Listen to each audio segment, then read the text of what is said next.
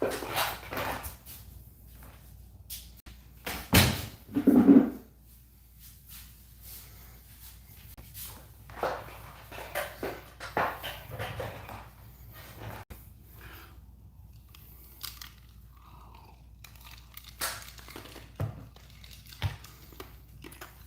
right. I know you're having a good day because you can do 2 painting sessions in one day. So we're back. And right now, my light horse are being, the first coat of the gloss varnish is drying on them. So we're gonna see if we can't find something useful to do right now. So let's do a couple things.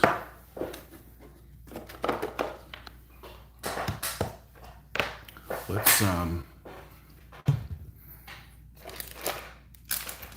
get some of this mastic here.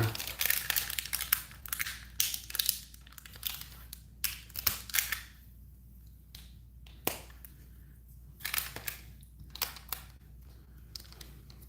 think this should be able to work with this.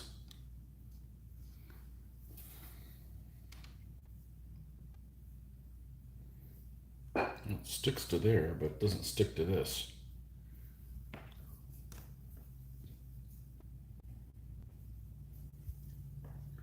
All right. You can go with my gut instinct then. And my gut instinct says, you super glue the shit out of all this stuff. All right.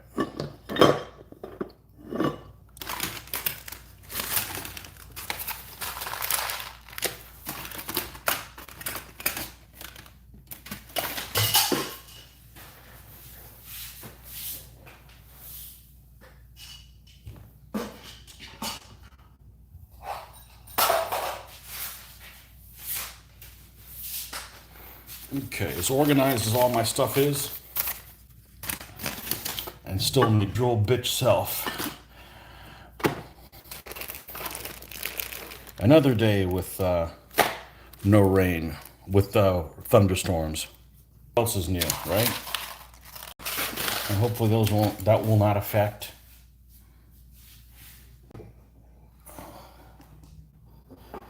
our filming. Okay. Let's see if it's just because this stuff is old. That might be what the issue is.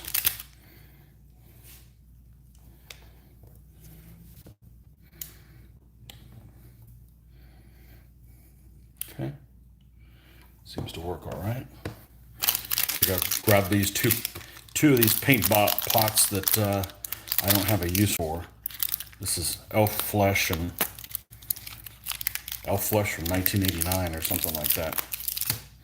That's how old it is.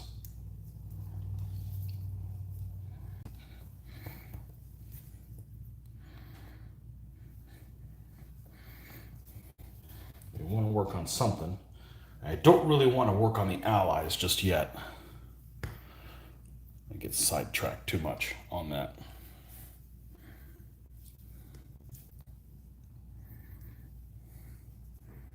Yeah, it's not sticking really well. Well, you give me too much trouble, then I'm just not going to mess with it.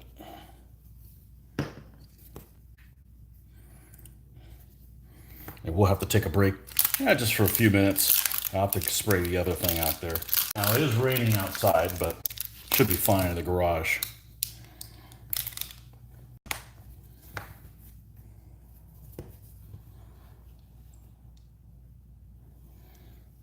All right. We'll leave these sit over there. And that's just so I can base them black and start working on them. Now, what else we got over here?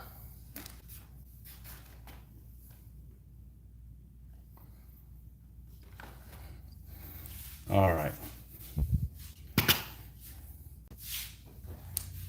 So let's take a look at this army list. It's book 457.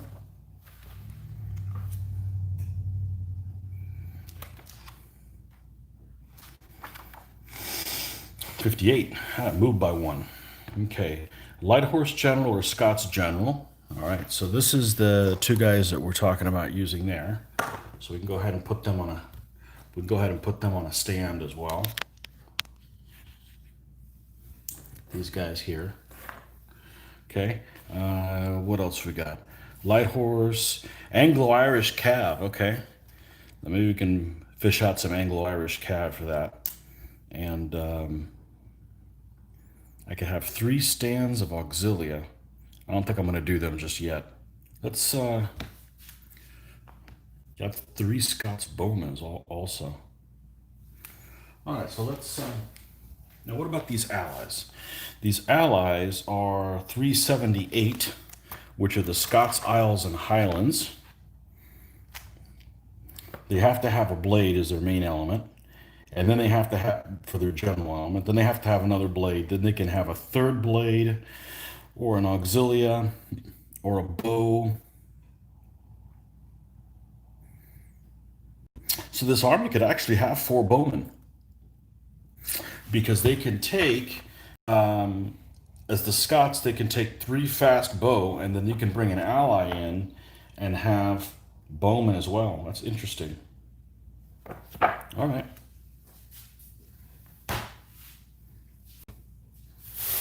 Big mass of figures here. All right, so we're going to clean these 2 guys up, mount them on stands. Let's grab a couple stands for them.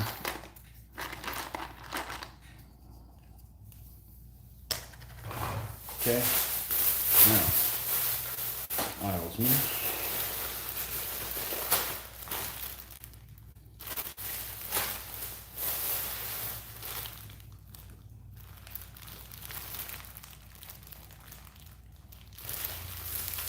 Auxiliary looking guys.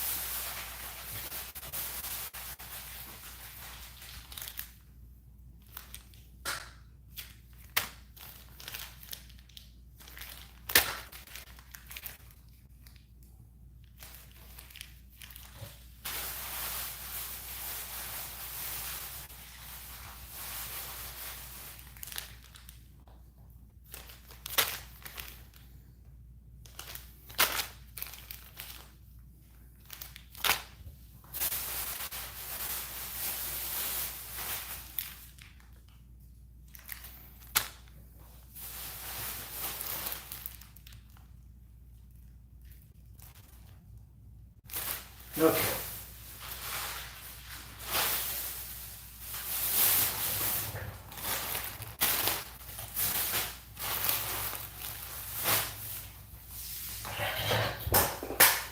All right, so we got these guys, and then we got some figures aside. I'm not sure this is going to work how I want it intended. I may end up just super gluing some screws to the bottom of them and just holding onto the screws as I go. So,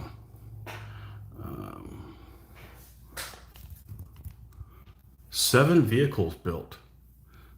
I may be joining you for some painting and or assembly and or painting. 42 vehicles, 43 bases, 148 figs. Wow. That's got to be 15 millimeter. Got to be. All right, let's clean these 2 guys up. All right, and then we're gonna do a little bit of research. This is just kind of a freebie. I don't know what to expect. I've got to wait for those. I really want to put the light horse that I painted, that I finished up this morning, on stands. And you know, let's see, we did that about 2:15, so we'll wait about 3 to spray them again. We'll take a little. All right, so let's take our X-Acto knife and see if we can't get some of this crud off here, so that when I glue these guys down, they're not completely, yeah, that's pretty flat right there, okay? And this guy here,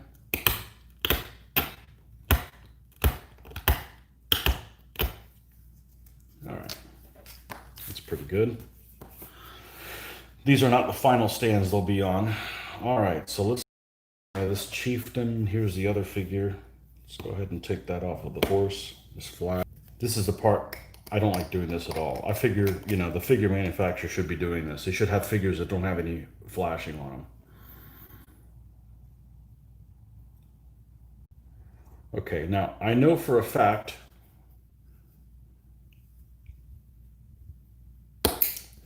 that figure is going to have a flagpole. So let's just stop fooling ourselves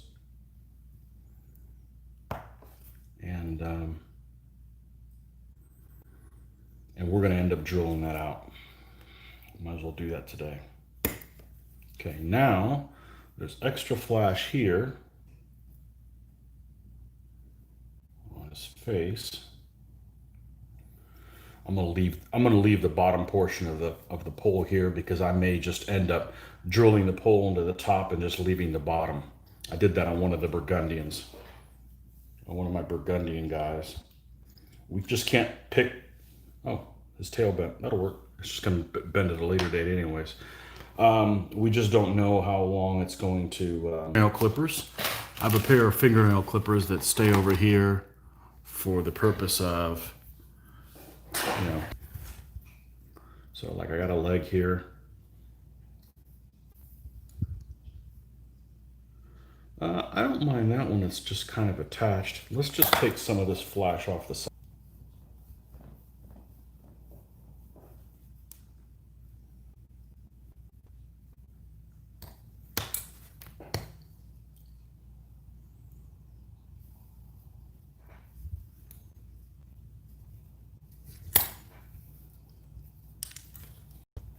Go ahead and leave this attached.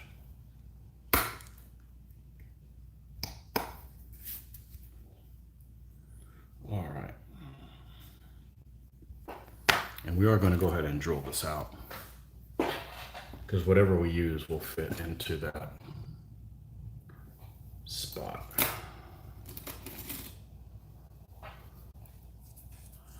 Spray airbrush can. Rattle can, baby. Rattle can.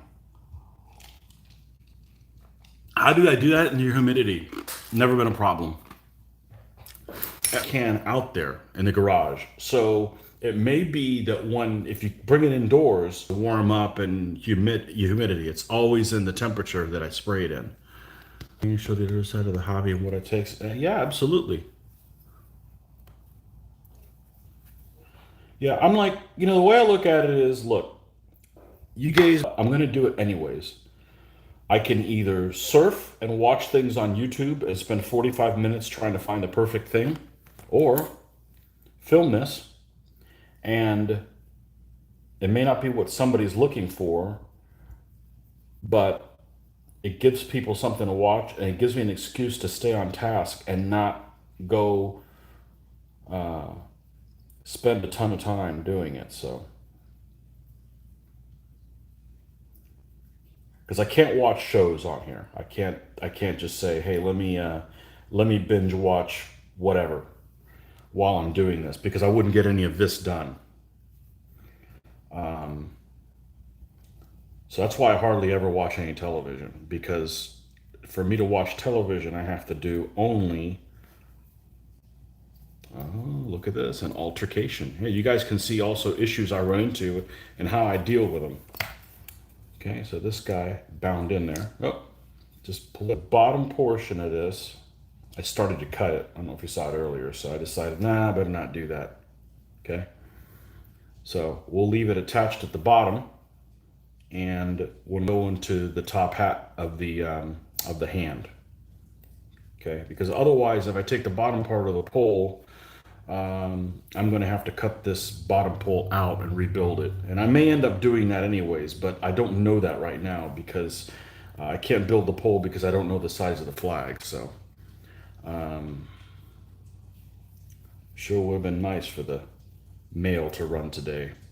But anyhow, languishing there in the distribution center also. So we can't work on them either. So we need to work on something different. Okay, so that's about as good as we're going to do on there. And let's go ahead and put.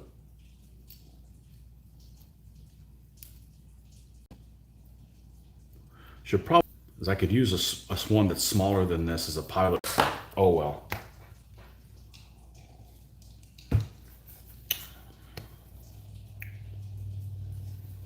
Amazon's my new Walmart, so.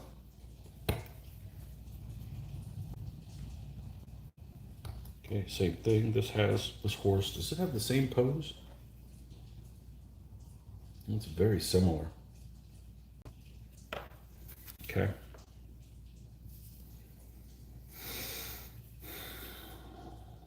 This is the guy that's going to have the pink cloak. So we can make fun of him.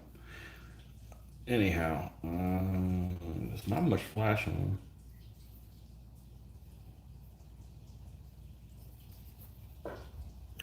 So yeah, I'm like, well, I might as well film this. I'm going to do it anyways, and it keeps me on task instead of searching around for something else. So, had I not filmed, it just wouldn't have happened. I would have come up with other excuses, something else. But I did the right thing. I found out that season 2 of The Boys was out on Friday. I binge watched that, got that out of the way. Yeah, and then the big tease is there's only the first 3 episodes out. So now that's a great freaking show. And I'm not a superhero person, but it's a great freaking show. It's better than anything Marvel as far as I'm concerned. So, all right, let's get some of this down. And some over here. And glue these guys down.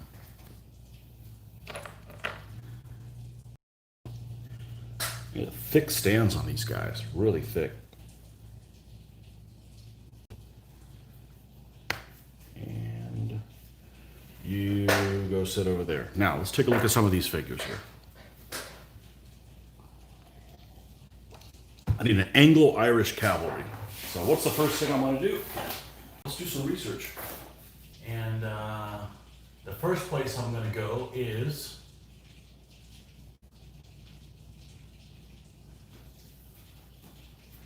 Armies of the Middle Ages.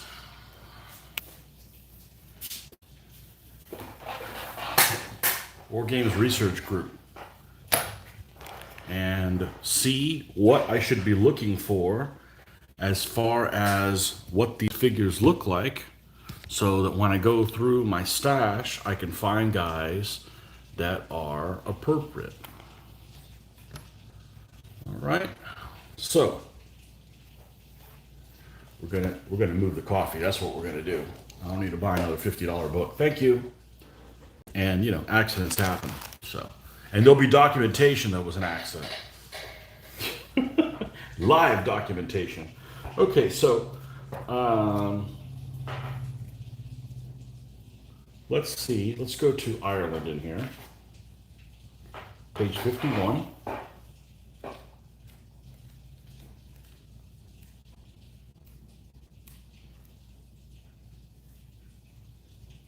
And see if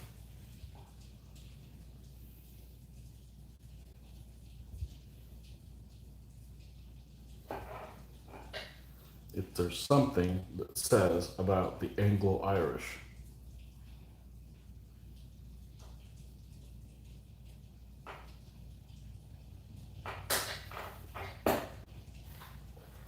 Not really. See if there's a picture of them.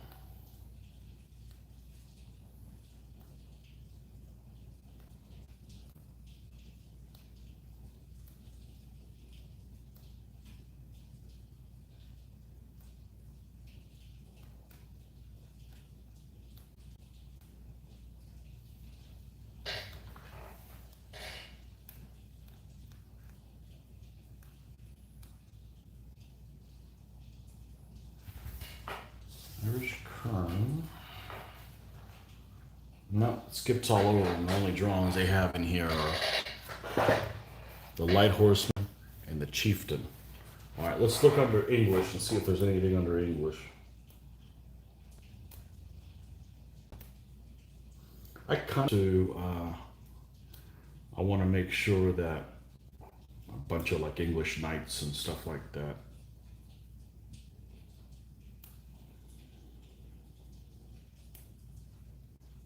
Okay, well, this was not very useful. I didn't think I was going to find something in there, but all right, let's see what we got here.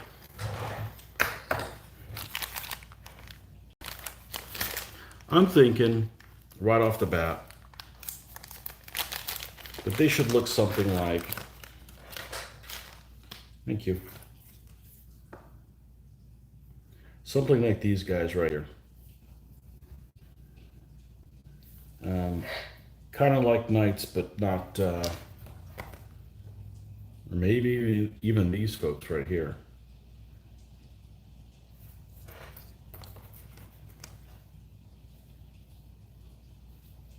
Good old Essex figures, and these poses don't look particularly awkward. Sometimes you get some awkward looking Essex figures.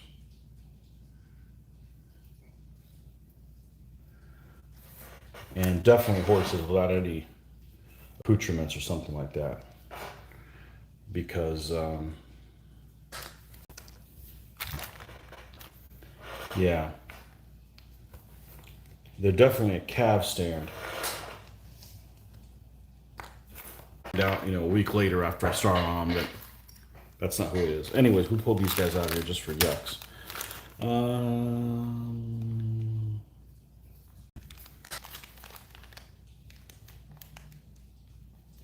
Yeah, here's some other guys that'd probably be appropriate too.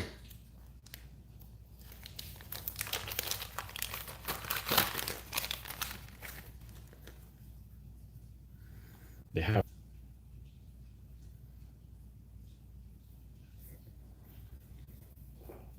but not really armored in any way.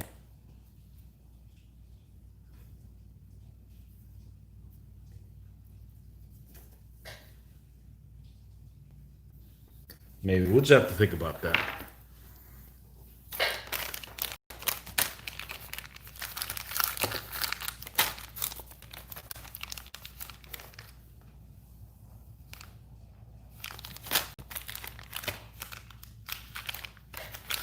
Well, I thought I pulled out the auxilia too.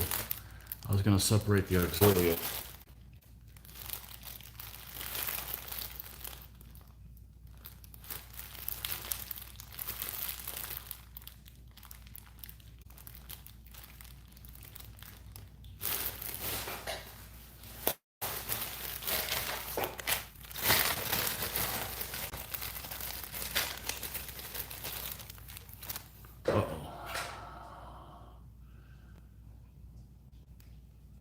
Hey Brent, greetings from Deutschland. Can't paint something, can't watch something while painting because I'll wash. Yeah, it's exactly me either. Oh good, I'm not alone. Yeah, my son and I did that. We enjoyed it. My local group just doesn't like the show, so it's just my son and me. Who don't like superhero stuff to watch the first 2 minutes. Yeah, it's incredible. My daughter is into superhero stuff more than I am. She kind of grew up with it. If I go watch superheroes movies and stuff, it's with her, and of course she can't see it because it's Deadpool level of. It makes Deadpool seem like crap, as, as much as it is really, really, really, really good. It is amazing. If you guys have not seen it, you need to see it. It is excellent, highly recommended, but it is not for my 15-year-old daughter yet. But she can handle the gore part. Just the, butchers. All right, so we got some auxilia types we could probably use in here. Let's pick out some folks in here that we can set aside so when we do the auxilia. Now this is all a mishmash of different figures. This is a guy that showed up on the Saloy, so we'll pick one of them up. We'll grab this guy too. We're going to try to grab guys that are different from like a one of each type of thing. Okay, so, and we need 9. That's 3 stands of fast auxilia. All right, do we have one of these guys yet? Nope, one of them. Let's, what's the problem here? Here we go. Let's redress here. I got one of these, like, I think they call these like gorilla things. Gorilla pods. Even though it's not a gorilla pod, I should probably buy a better one now that I'm doing videos. I kind of did everything on the cheap because I didn't want to buy all this stuff and then the videos not work out or not be able to do them. Well, that's obviously not an issue anymore. We're kind of addicted to doing them now, so that's good. Okay, so here's another pose that's similar with a different shield, so we'll use him as well. This is one of these dumbass poses from Essex. You guys always know what I'm calling my dumbass pose. Look at this guy here. We'll probably end up using him just because he's different, but you know, see if you guys can focus on it. You know, he's like, what is he doing? Javelins for sale. Buy your fresh javelins here, you know? So we'll put one of these here and we can always adjust what guys we're going to use. Different Dark Age type guys that might work. All right, so here's another one. Here's another one. We use none of these figures. These are all individual figures. We have 8 individual figures. What's this guy doing? Here's another one. Okay, good. So what that means is we're going to keep going until we have the individual poses, no repeats, and then we'll pull off guys we've already used for the Saloy, and that way every one of them's a different figure. Everybody wins, right? Okay, here's another one. Ooh, this guy even has that guy even has a mustache. Oh, we're keeping him. He's cute. All right. That was apparently a thing for a lot of these guys. Now, this is the same shield. This is the same pose, but this guy's got a different shield. Okay. Just said Essex makes some decent figures. This one's bent a little less, the spear shaft, so we'll replace him. They make some decent figures. Just sometimes when you get your army pack, they don't include all these options. You know, and it's kind of shame that they do that. Let's replace him. He's got a better javelin. Who's this? Some giant looking guy. He's barefoot. That's a good thing. He's got one shoe on. Well, this is a Welshman. Okay. Well, we're going to build one of those armies here soon. So you guys can tell me what the difference for you guys over there in the UK can tell what the Welsh are known for. I get a kick out of all your little sub-nationalities picking on each other. I think it's hilarious. I think it's hilarious. Let's see.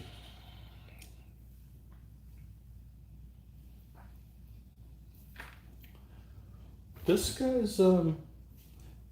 guy's got a helmet. Let's not use him yet. We're gonna use all these barren looking guys. Oh, this is this androgynous figure. I don't know if it's a man or a woman. Well, that's a good candidate. Let's see here. What's this? I love doing this, by the way, what I'm doing right now. So this guy, we'll put him in as well. And what's this? This is a similar pose. Yeah, there he is. We already have him. Do we have this guy? We do. Yep. Priest. We got something special for him with a big sword. Okay. Let's put these guys back. Okay, so we need 9 figures, and we got 13 to pick from. That's a good problem. That's a good problem.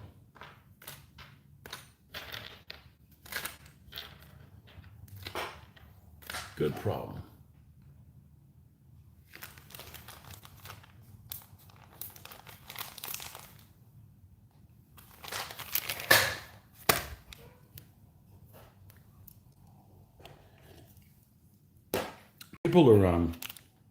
People are weird about shows, though. And I'll admit I can be weird about shows. People will recommend a show and I'll be like, I just can't, I don't like the cast, or, you know, if you've got like a main character, here's a different guy. If you got a main character you don't like, or you don't like how he's cast, That's kind of doesn't. That's a problem because you're stuck looking at them for a while. So, oh, these guys are Norse Irish. Okay. What do we got in here? Oh, what's this guy?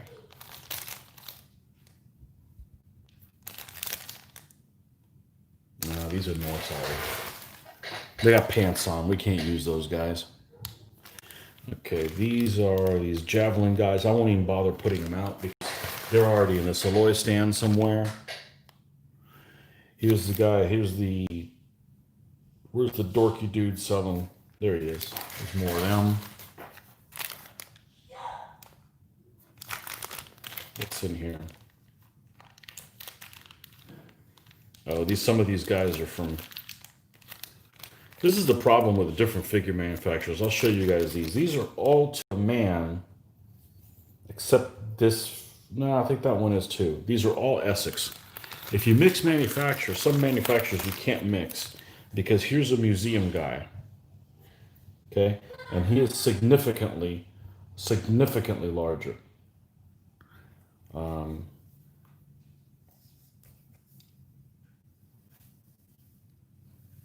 I mean, it's a massive size difference. So, I could use them in the same army, but I'm not going to use them in the same stand unless you're really trying to do somebody that's particularly large. So, museums all over the guy.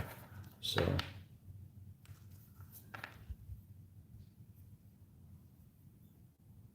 here's the guy we didn't have.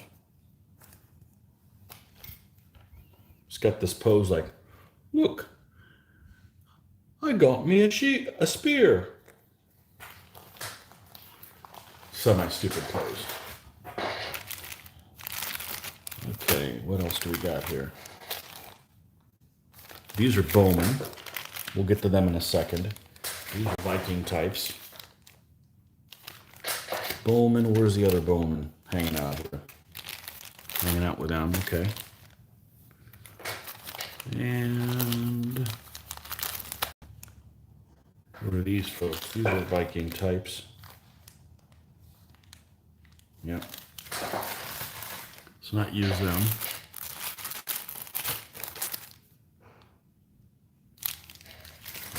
Not use them.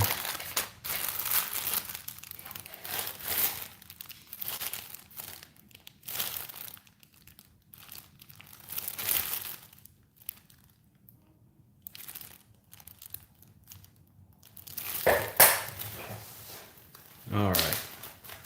So right off the bat, I think this is as far if they had a shield. Now, this guy's already made an appearance in the Saloy, so we're not going to use him. Okay? This guy's made an appearance in Saloy, so we're not going to use him. Oh, we have the same figure here. We've used him in Saloy. He doesn't get used. We've used him in Saloy. He doesn't get used. Okay, I think these are all new figures. 1, 2, 3, 4, 5, 6.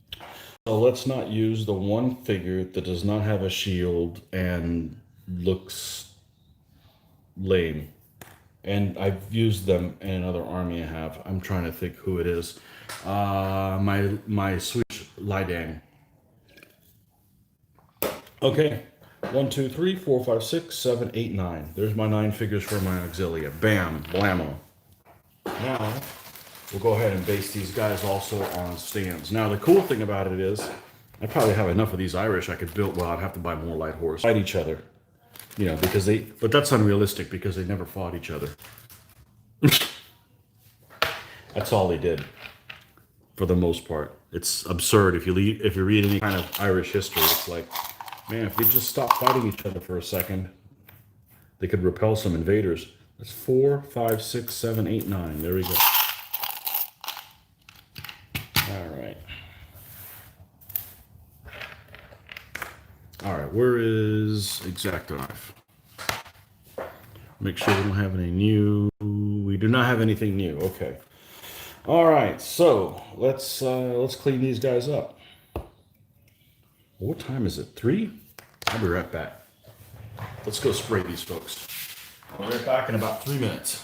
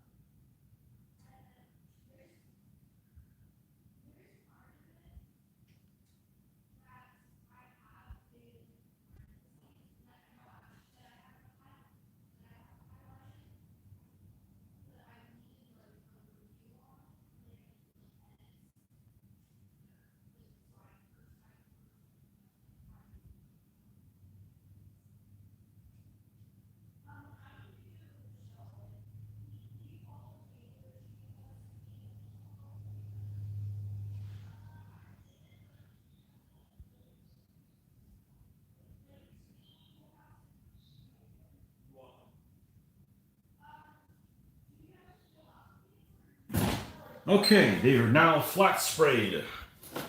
Okay, so in about at 4, we're gonna pull them back in and we'll take a look at them.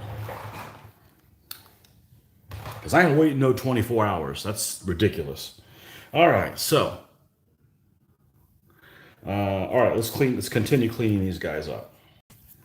Yeah, this is the whole thing. You need to work on different stuff at a different time, so you're not like, okay, well, I can't do anything on my light horse until they're done um, being sprayed, and then work on them. You know, you end up not getting anything done. I mean, this is stuff I'm going to want to do anyways, so might as well knock it out. And anyhow, this guy's got like a little shirt.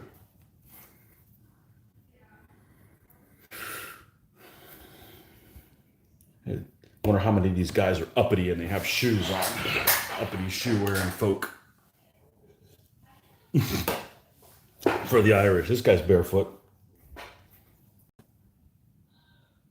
This guy's barefoot too. Now, if you guys have noticed, any shields that I did on these guys on the Saloy are all very basic, or they have these type of they're not Christian symbols. Let's put it that way. Okay, so my auxilia are going to have Christian symbols. They're going to be the ones that have Celtic crosses and that kind of stuff. You know, that's just kind of a decision that I made doing it. So they're still going to have the stupid saffron colored shirts and so forth, but you know, which of course means we should be able to power through and paint them pretty quickly. But now the other interesting thing about these guys is, you know, you look at the army composition, and they can only take this auxilia if it takes the place of the blade. So you would think, well, why in the hell would I ever take this auxilia and forego the blade? Because this is an extremely light army. Okay. Well, one of the things that you may not have considered is they have an enemy. Oh, what are these figures doing down here? Okay. Fell out of the thing. They have an enemy, and I believe they're 421. Go over here. And the 421 is the Anglo-Irish. And in the Anglo-Irish army, they have mandatory 3 units of fast auxilia as kerns. So by building the option for these guys, I'm automatically building 3 stands for the Anglo-Irish army that fights them. So I'm doing double duty. So anyhow, that's why I'm going to be building these stands anyways. So they might just be, you know, because they're still traditional Irish that ended up being, you know, serving the Anglo-Norman masters, which is basically what the Anglo-Irish are. So anyhow, and it may just be that when I'm done with this army, I've got, I don't know, a quarter or a third of this Anglo-Irish army, and it just makes sense just to roll right in and do the Anglo-Irish next. So I don't know. I'm not going to think that far ahead, but trying to find multiple uses for the same thing is useful. So barefoot, barefoot, barefoot, barefoot, barefoot. Okay, that uppity guy's got shoes. This guy is barefoot. This guy has shoes. And this guy's barefoot. So of the 9 guys, only 2 will have shoes on. And I can tell you right now, they will not be on the same stand. We're not going to have 2 shoe-wearing guys in the same stand. So anyhow. So these guys will have some form of Christian type symbols, or, I mean, maybe not everyone. We're going to have some solid ones as well. But if you're wondering where all the Celtic crosses are and stuff like that for on some of these shields, it's going to be these guys that have them. And a lot of these guys have capes too, if not most of them. So that's kind of a cool tie-in. No cape. This guy's got a cape, and so does he, and so does he, and so does he, and so does he, and he doesn't have one, but he doesn't have it. Yeah, yeah. So most of them have capes, and almost all of them are barefoot. So, yeah.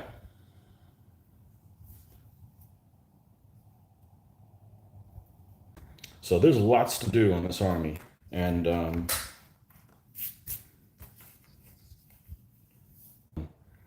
the javelin pusher.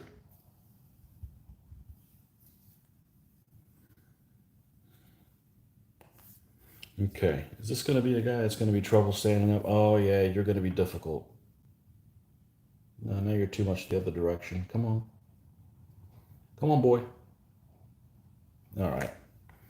We should be good on the rest of these. So we're going to take the super glue and glue these folks down. All right.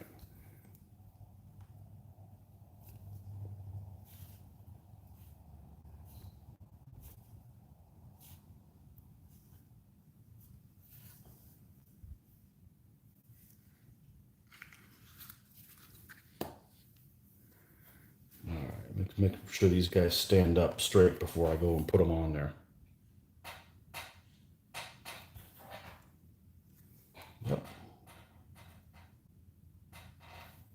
Let's put these coins far enough away from each other so if one guy topples over, his face doesn't fall in a pool of this super glue. And we have a different type of issue. Yeah. This guy's leaning forward.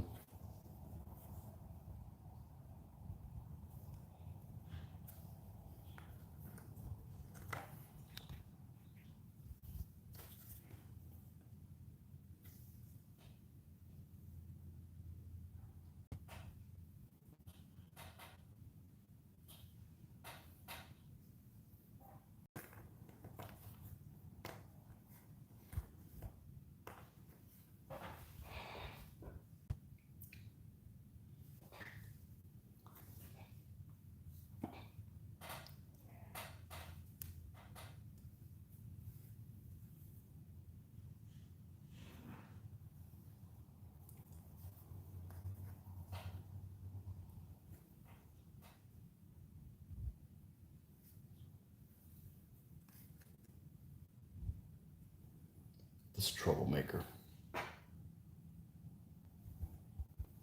Okay, there's those 9. Now, let's set these guys off to the side. I'm doing all this stuff because what I really want to do is the light horse, but they're drying, so we got to do that anyways. Let's look at some bowmen. Got some bowmen in here.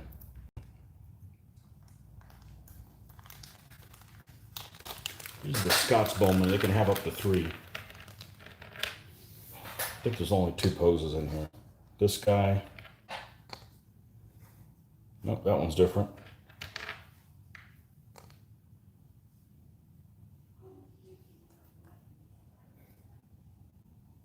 Geez, that's a different one too. Cool. Bonus. This guy's got a cape on. We've used.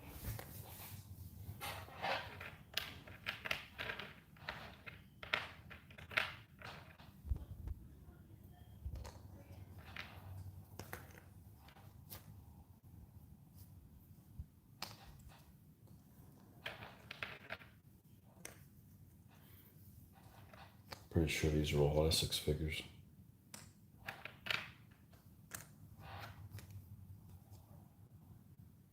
This guy's a rarity. Only one of him so far. Oh, ran my mouth too soon. There's 2 of them. Oh shit, he's got the triplets. Okay, so that's what these guys look like. These piles of this. Okay, things here.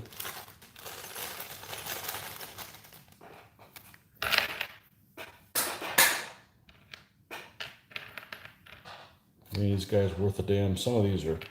He's got like Norman shirts on.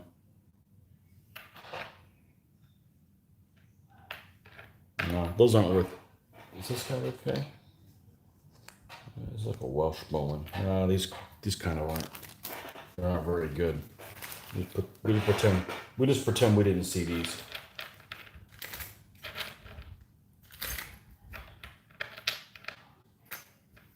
Okay, so we can have 3 units of Bowman. Plus the Scott's Isle one. Now, I've got some actual Scott's Bowman here. But they're from a later time period. Let me see what they look like. If they look all right.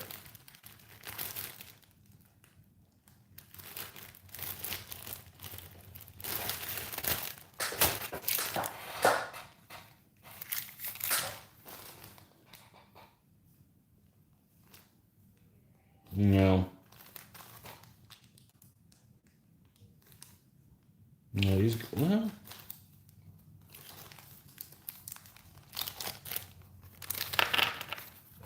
This guy's okay. No, he's not. He's wearing like a kilt type thing. This guy's like wearing underwear. Yeah, we better not use them. These are from the Highlander range. Okay.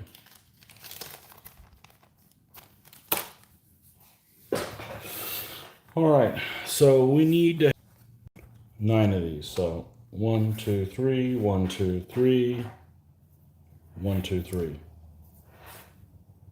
And we've already used these guys in the Saloy. So there you go. That's how I made my decision on who we're going to use.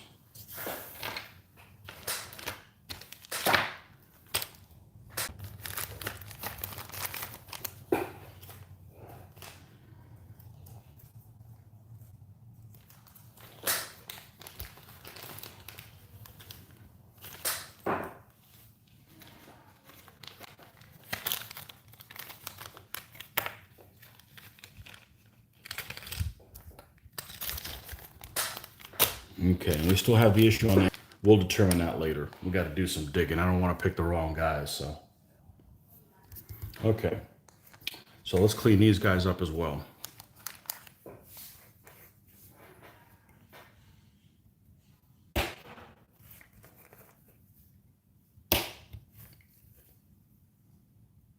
Now, these are a soft alloy, so be careful we don't bend these guys up.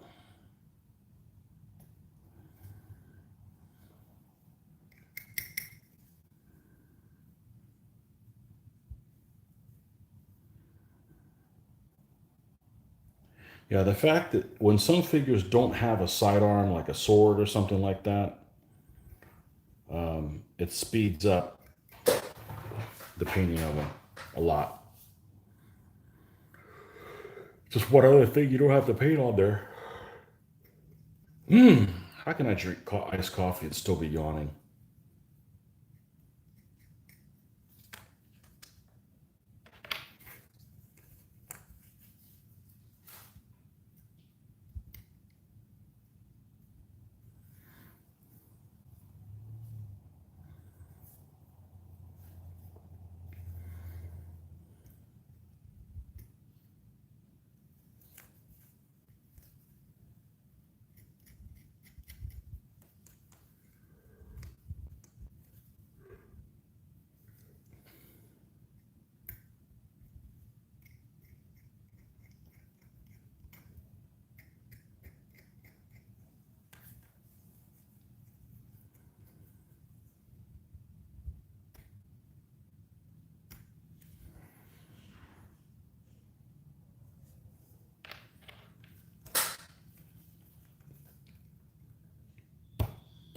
Well, I guess that storm just kind of came and went.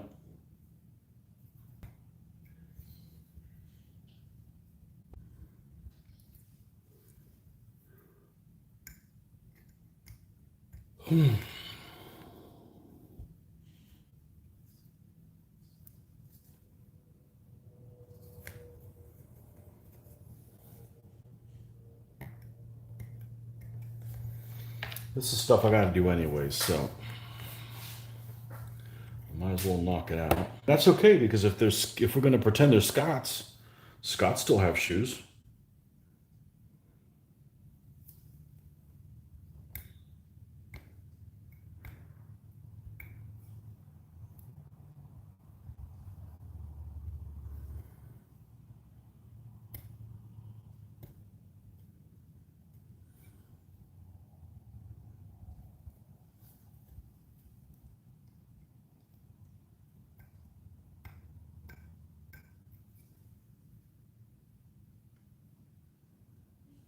Okay.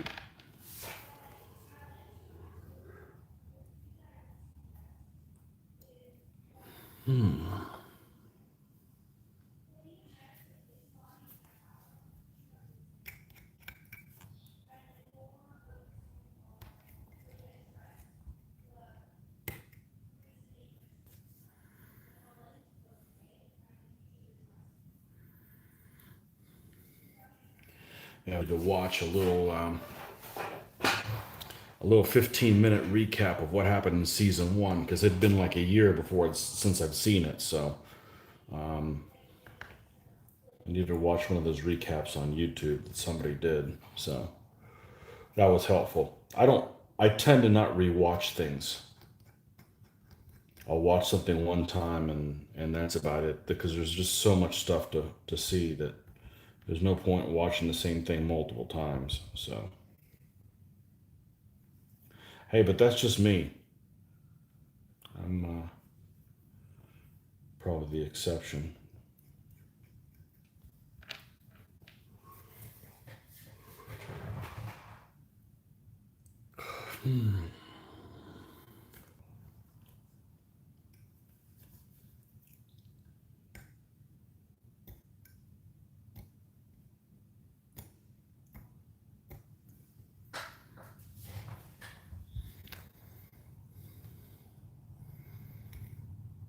I don't like this business of them only having released 3 episodes so far. I think when I saw season one, I didn't watch it until they were all out.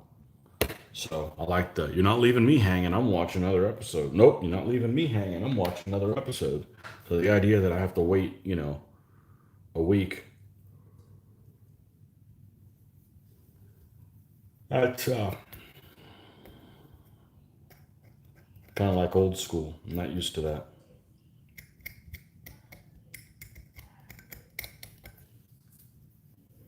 I'm used to binge watching things.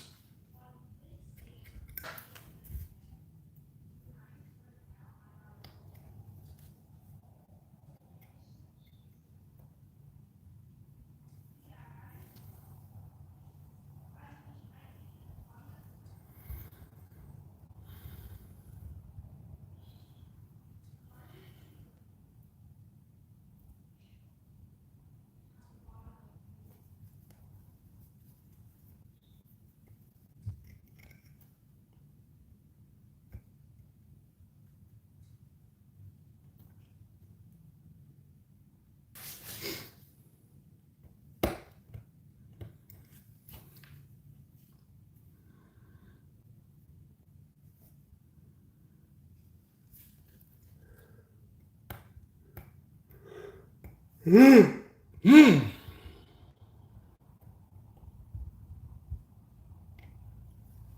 time is it?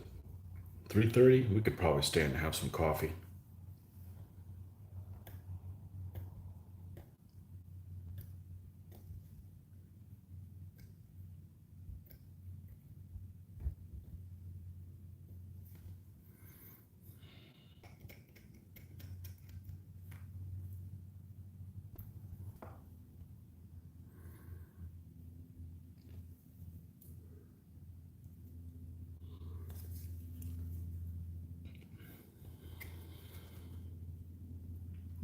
We're gonna get a coffee refill when we're done.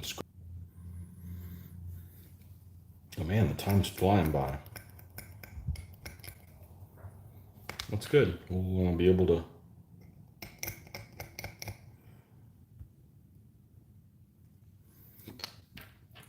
to base these guys. Oh, I missed this flashing here on the side.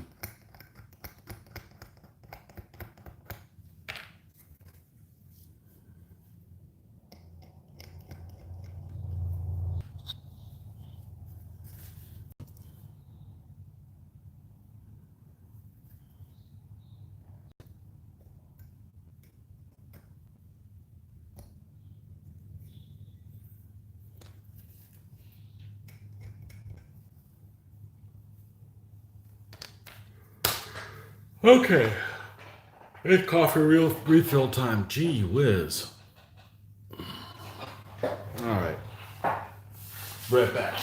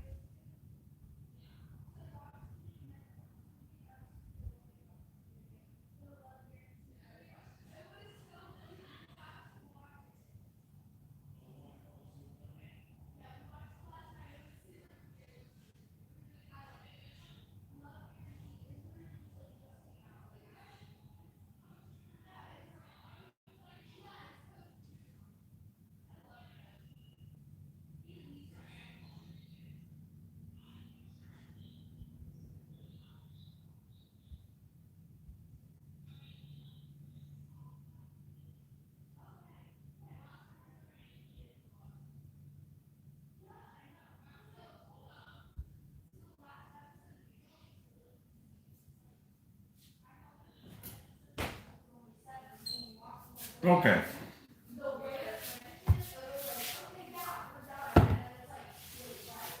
Ah, the sound of children. Okay. We got some hors d'oeuvres too.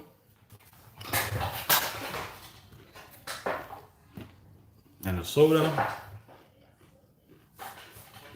Well, you guys are falling asleep, or you guys fell asleep and left your phones on.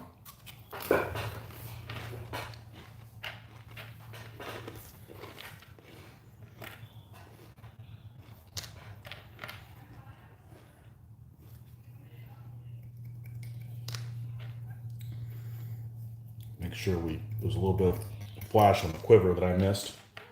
Durr.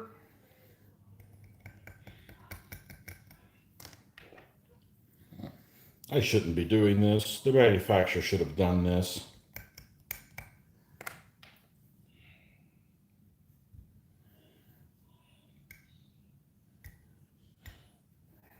Feels like buying a new car and the people selling the car. First thing you got to do is give it an oil change.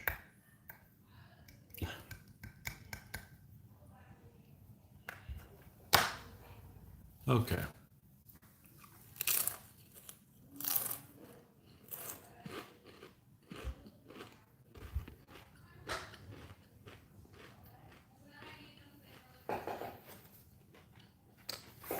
All right.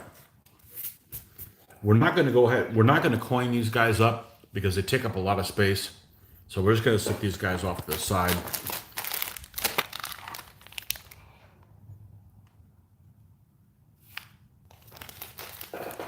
And put them in this bag. Use the bag that the light horseman came in, which we did not use for Welsh because the Welsh and this time period for the DBA do not have any light horse. They just have cavalry.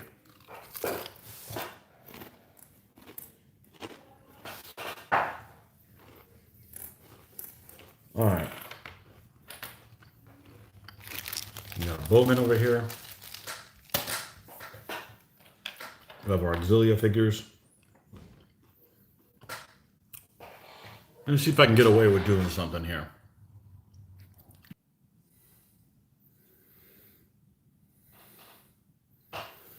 I just cheated on you. I went to see a Cheech and Chong clip that popped up while you were gone.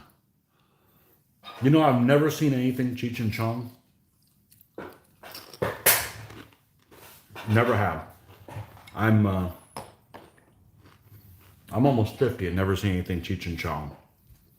I don't care for drug humor. Alcohol, drunk humor is enough. Back to the grind now. I have 5 stands of Keimer done. There we go. Joe kicking ass.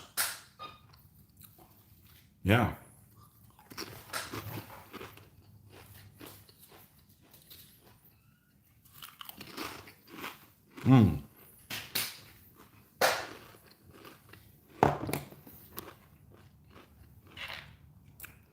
All right.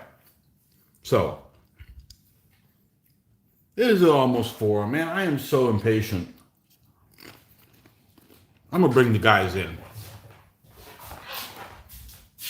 You bring the light horse in.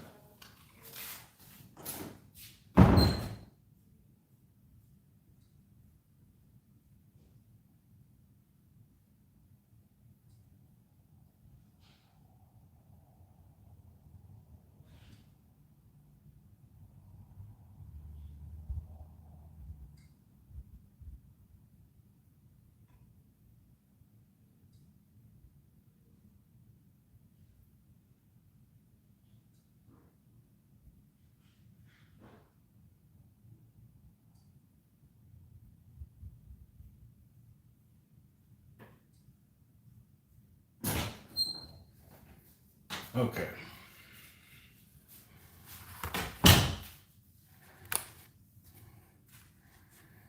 Here they are in all their glory.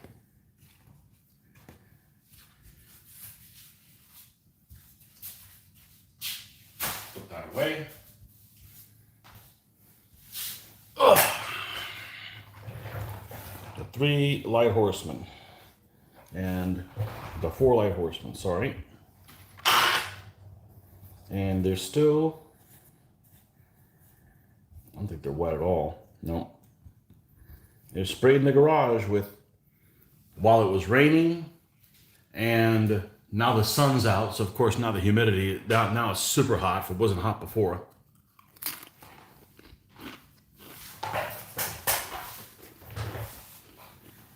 Let these guys dry a little bit longer, and then we're going to put the good old goop on there to give them extra flat.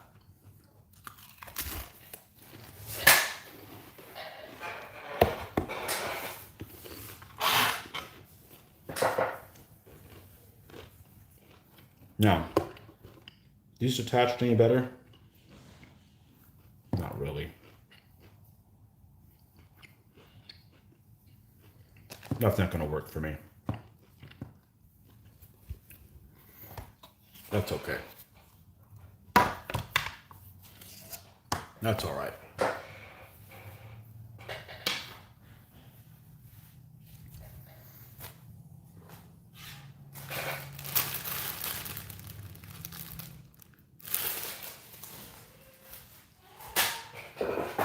All right.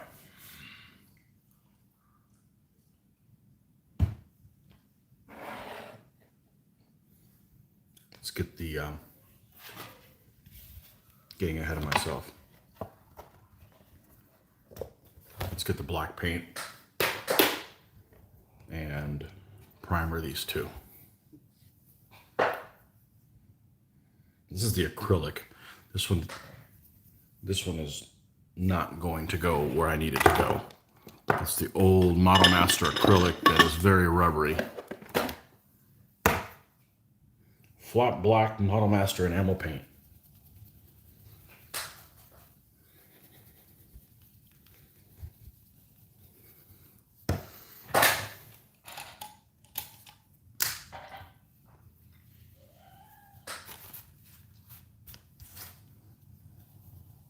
All right, let's take these glasses off so we can see what the hell we're doing. There was a mixing ball in here, but that was a mixing ball thrown away. All right, yeah, this stuff stinks. All right, let's make sure we don't get this everywhere, or it's going to be a cleanup as a pain. I know, you're not supposed to be using paint from the lid. My paint, my rules. We're just going to throw this stuff on here. It looks better. You just can't hear the mixing ball in this one for whatever reason. And we got an uppity general that likes to wear shoes, bedroom slippers, whatever these things are supposed to be.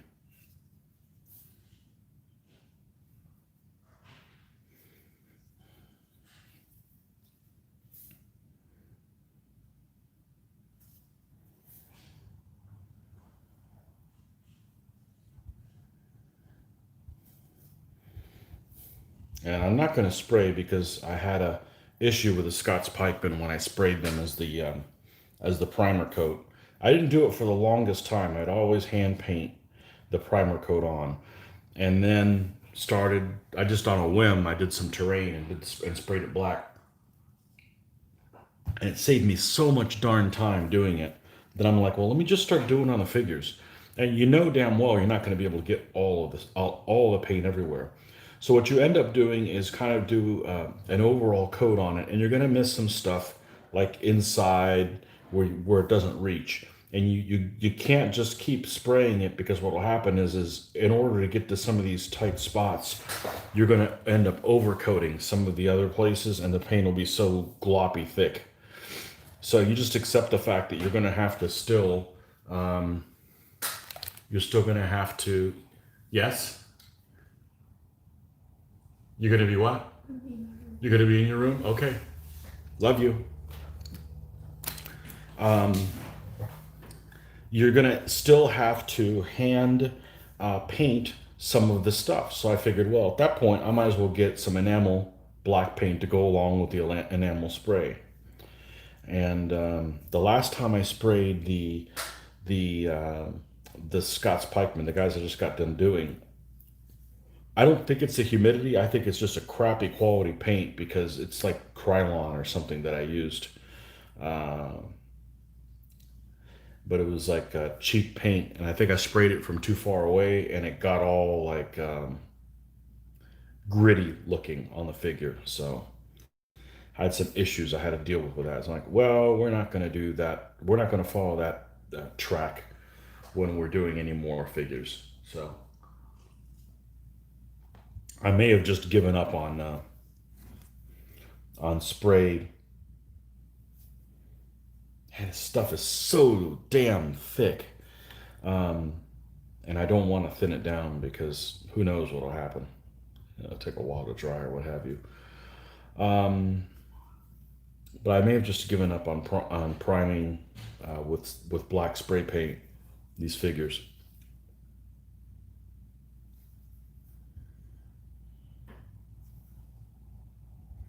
This is just a stage. What I'm doing right now, it's just annoying as hell to do. You know, some people send their figures out to get painted. I want to send mine out to be primered and then give them back to me. I don't care for this step.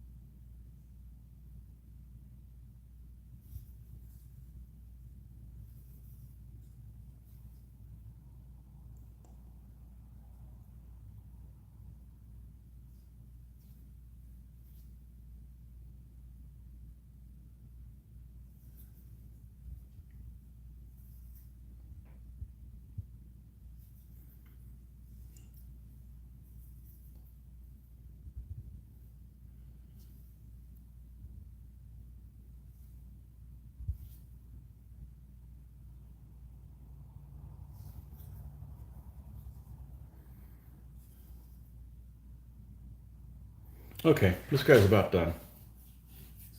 Hey, look, I got paint on me. You just can't avoid it when you're doing this kind of stuff.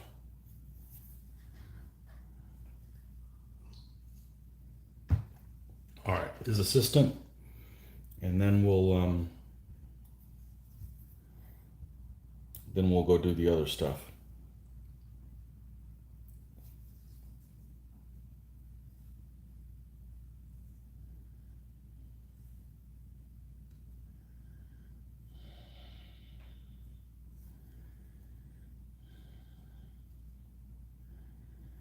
So to recap, the stuff I got waiting to come in is the knights that I'm going to use for the Scottish Knights, and the flags, one of which will go on the banner guy right here.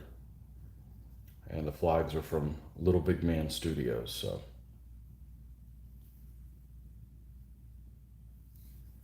hopefully they don't arrive on the same day. So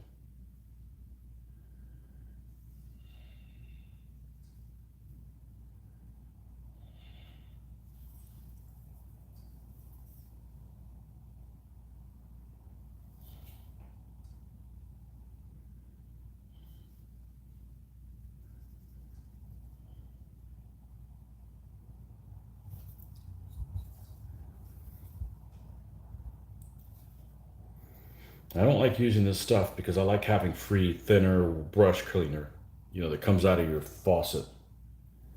I don't like having to use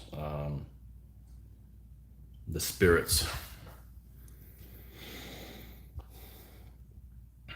But I know that I'm going to get a thicker coating on it than if I was using Vallejo or something like that. I really like that acrylic, the acrylic enamel by Testers, but I believe they've discontinued it, at least in the flat black. So that was kind of the best of both worlds, and that it is a thicker finish than your traditional um, acrylic paints. And I'm not talking about craft paints. I'm talking like either Vallejo's, Citadel, any of that stuff. You know, it's got a better finish as far as from sturdiness and getting chipped up, that kind of thing.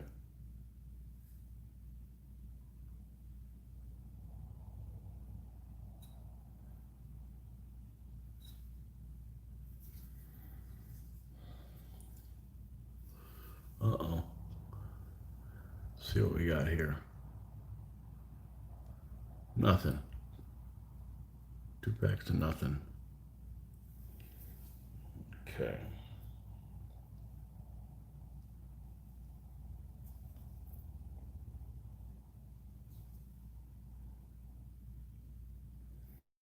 Now the general's horse I've already determined is going to be piebald, or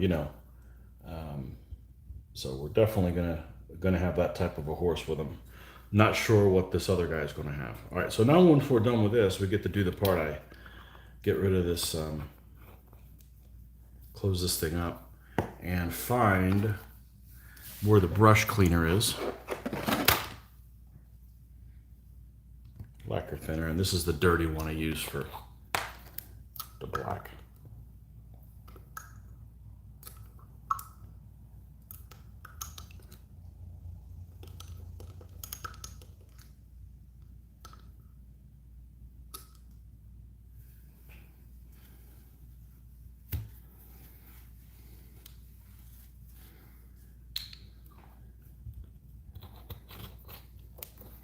All right.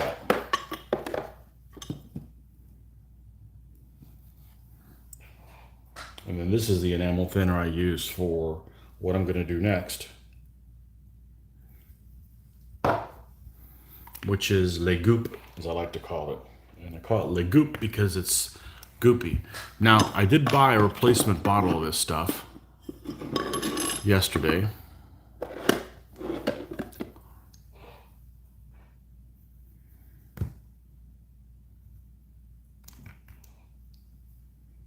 And this seems to be not as thick as this one. Maybe we should give that one a try. Let's try it. Because this stuff's really pretty thick.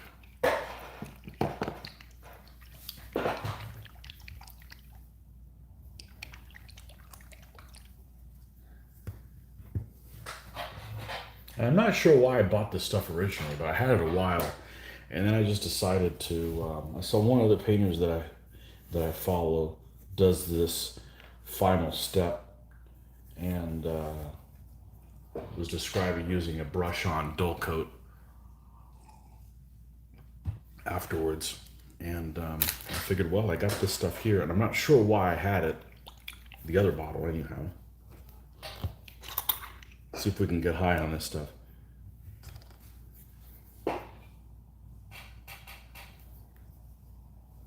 Man, this is not mixed up well. Let's not have a fiasco here. Let's do a couple things. Let's all right, let me get my mixing stick and make sure this stuff all the way in the bottom.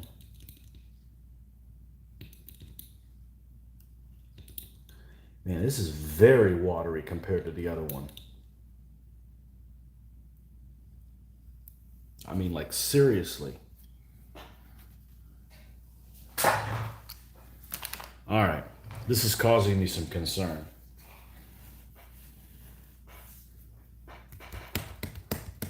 All right, we need a guinea pig.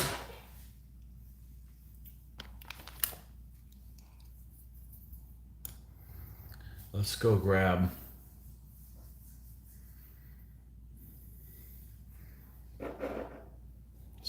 one of these figures. And let's go ahead and brush this stuff on.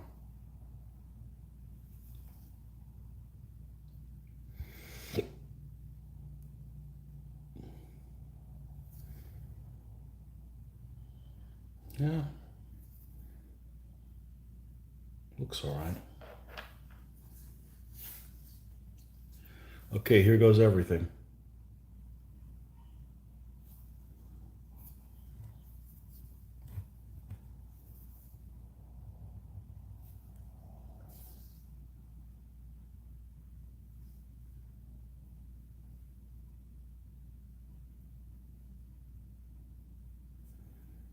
Same thing as before. We're not going to go over any spot twice.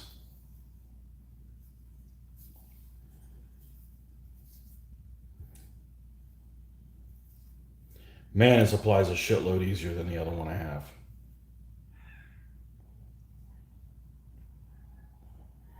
If that's the case and this works just fine, we're going to ditch the old one.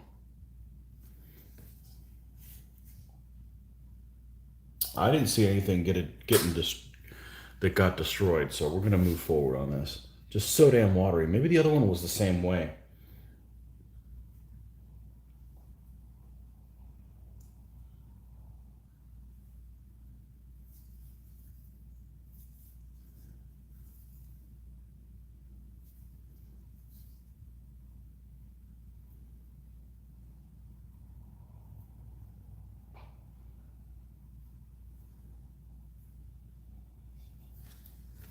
Okay. These two left to do. And see, this has got, it still looks glossy.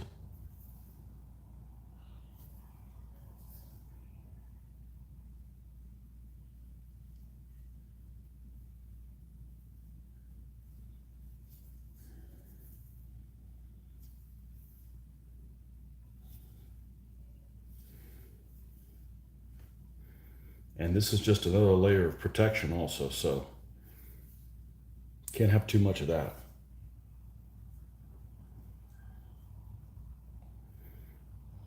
What this does is, not only does it protect it, but it seems to really show up where you put your brush strokes a lot better. I'll show you guys an example, see if you could do it. Let's look at the hindquarters of this horse. Okay, it's shiny, doesn't really even show it. As soon as you go over it, well, it'll dry up a little bit, but it just evens everything up so much better.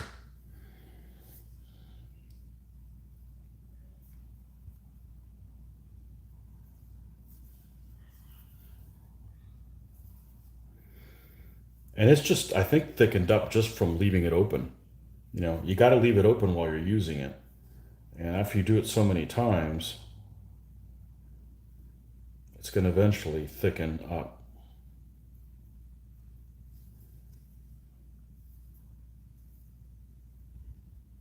All right, so we're going to leave this guy, we're going to leave these four guys alone. Okay, we're going to come back to them if we still see some shiny spots on them. But we're going to go back to what we were doing. I don't like this jumping around, but it is what it is. I also don't like waiting around for things to happen. So we're going to take our cloudy. This is only the one I use this for. I use this only for the clear coat. I only use this brush only for the clear coat. I don't want to be contaminated with some black, and the next thing you know, I'm sealing it with like a light smoke wash or something on there. I don't want any part of that. So, okay, so we're waiting for these guys to dry, and right. So we've got the other light horse figures there. Oh man. I have to look up the stuff on the light horse, on the Anglo-Irish cavalry, and see what direction I want to do with what they're composed of. So, I don't want to put any more coin stuff. This is taking up a lot of space up here. Can we do anything with this stuff? It's stuck on there pretty good.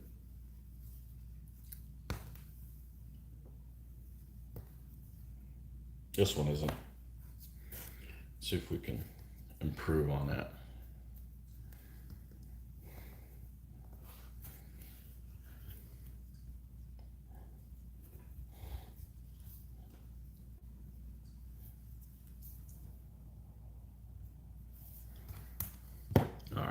Let's get crazy.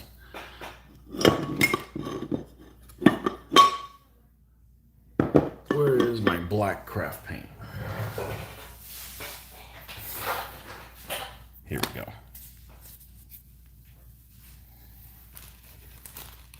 Let's go grab a piece of cardboard because we're going to drop a turd on there.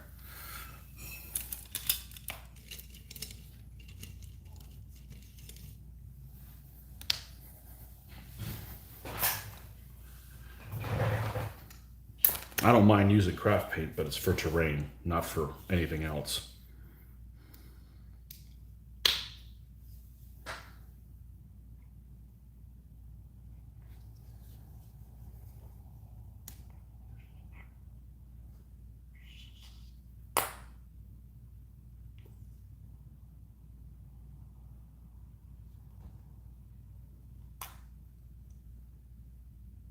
Okay.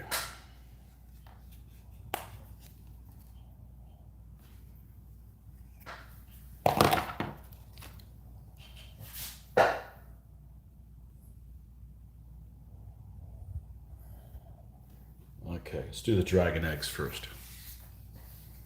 Now, let's move these guys off to the side so we don't have a mishap.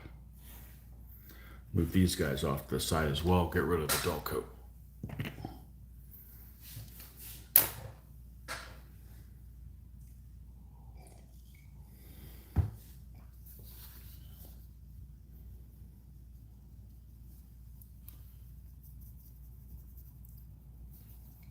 Yeah, we're going to need some moisture in here. There we go.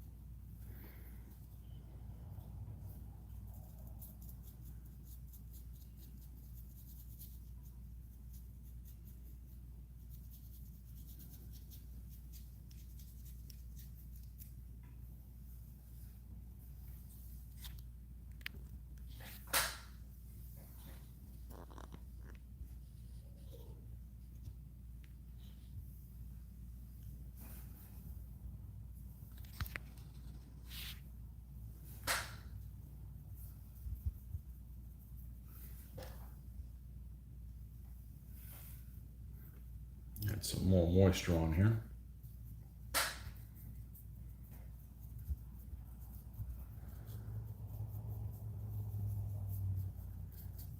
The trick is, I don't like to switch around. I mean, I know I like to paint one figure at a time, but if it keeps you from completing things, then you can't just wait around for something to be ready. Now, if I remember correctly, I have the stands for these guys already done, don't I? I see one over there. Yeah, they're complete.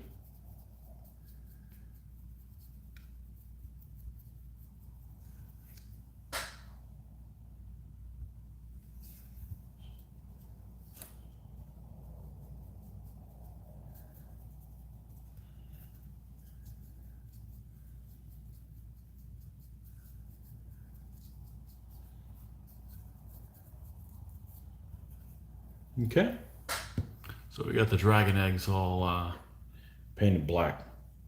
Dragon eggs, the runes. What do the runes say? I don't know.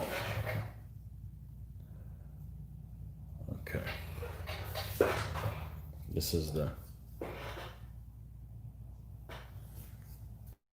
burial mound.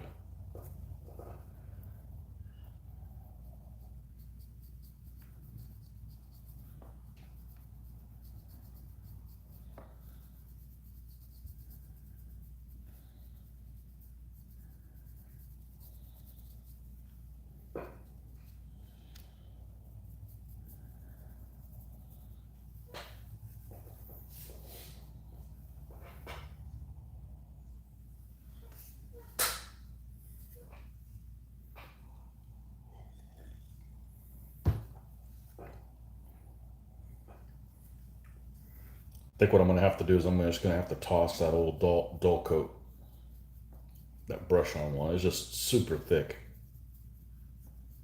So I get a good use out of it. I painted lots of stuff with it, but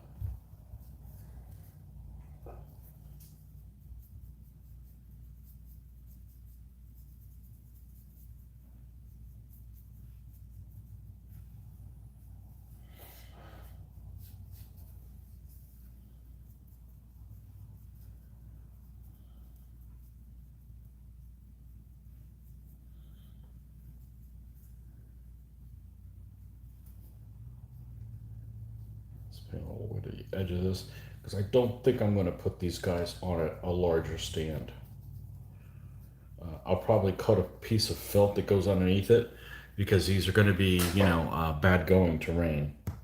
So if somebody's in it, I'm not going to contaminate. I'm not going to contaminate this with it. Let's go. We'll go rinse this brush. Right back.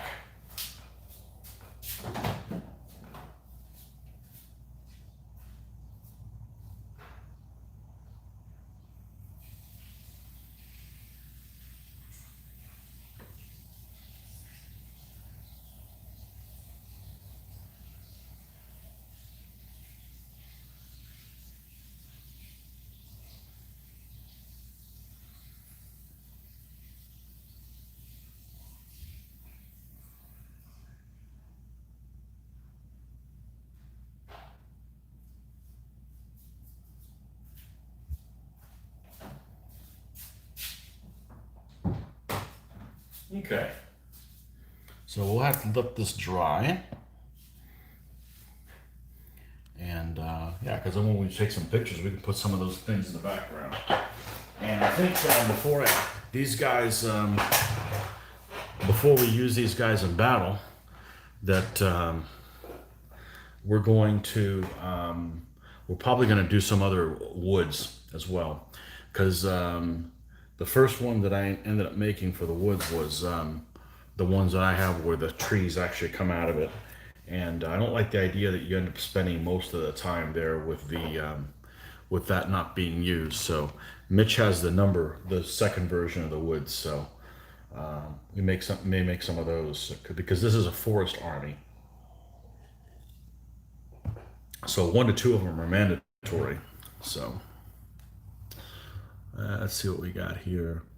John Peter says, I really like what you did with that dollar store castle. Well, it's not a dollar store castle. It was from Dollar General. It just happened to cost $1. And this is the word he's talking about here. This was literally, if you look on the community page on this, on my YouTube channel, you'll see what it looked like before, but it was all this color, the entire thing. And this is, yeah, I think it turned out pretty well.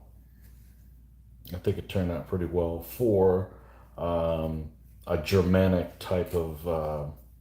I use it for their camp. I use it for the Germans' camp, but I could just as easily use it as a fort, or I guess a city if I really wanted to. But yeah, it turned out pretty well. It only cost $1, and only bought one of them because I didn't feel like I needed to have multiple of these. Although I guess I could have painted them and sold them, but I don't particularly want to go to the post office for any particular reason. It's inconvenient first, and then now with all this nonsense going on, I'm sure they're even friendlier in there. Oh, and I have to go during my lunch break if I go, and I don't like to do that. So, anyhow, so let's check and see how these guys are doing over here.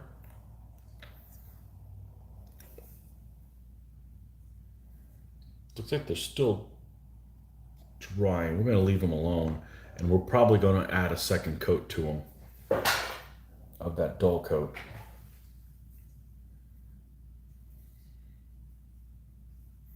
Especially since this is so darn thin. Now, where are our... these. Sheep, I don't know where the hell my sheep are.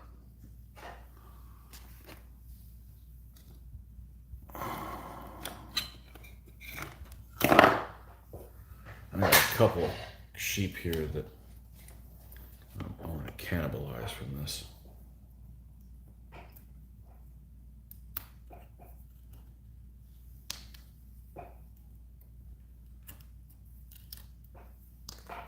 That's only 2. I got to find where that reference is that I saw that the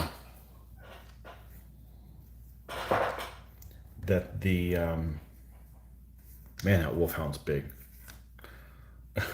That reference that I saw that Irish sheep are black. I'm gonna write myself a note here. Where is a pen? Okay, sheep. Put on here black sheep. I don't know what that means.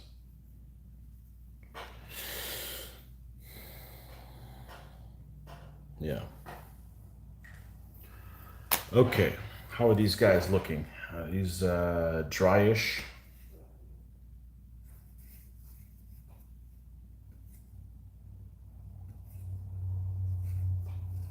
Yeah, I guess so. Could probably paint them. Here's the 2 stands we're going to use for the light horse.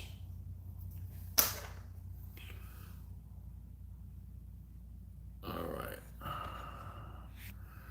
Let's do this.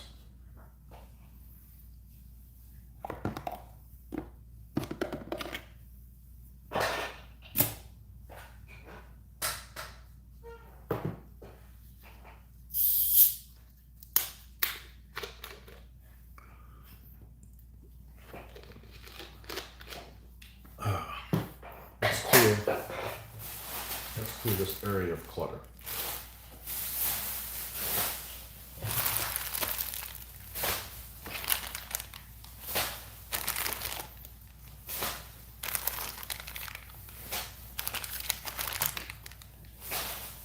Here's the other thing we got to do. Anglo-Irish horse. Anglo-Irish horse. All right.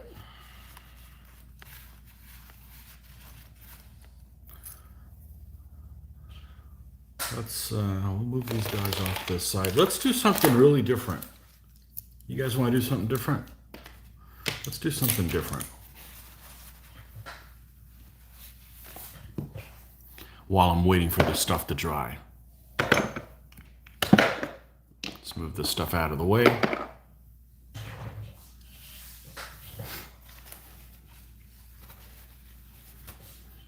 Move this out of the way.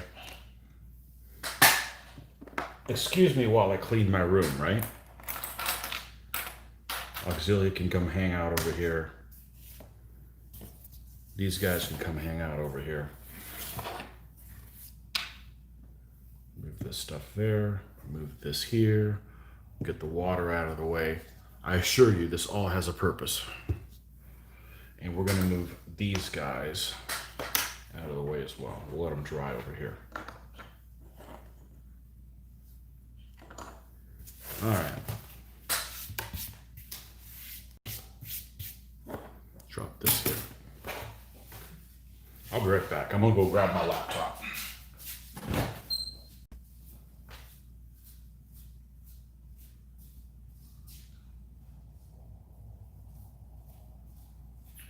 And this is why I have a laptop and not a desktop.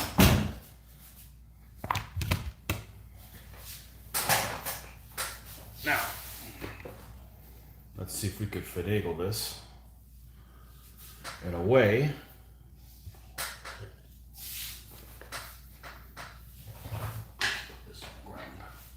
where if it spills, it will not be the end of the world. Airbrush thinner can go here. And all these brushes and clutter. I got clutter here, but man, I got the most picked up area that I've ever seen anybody on film here. So let's go ahead and do a little bit of a different view here. Okay. Now we can put laptop over here.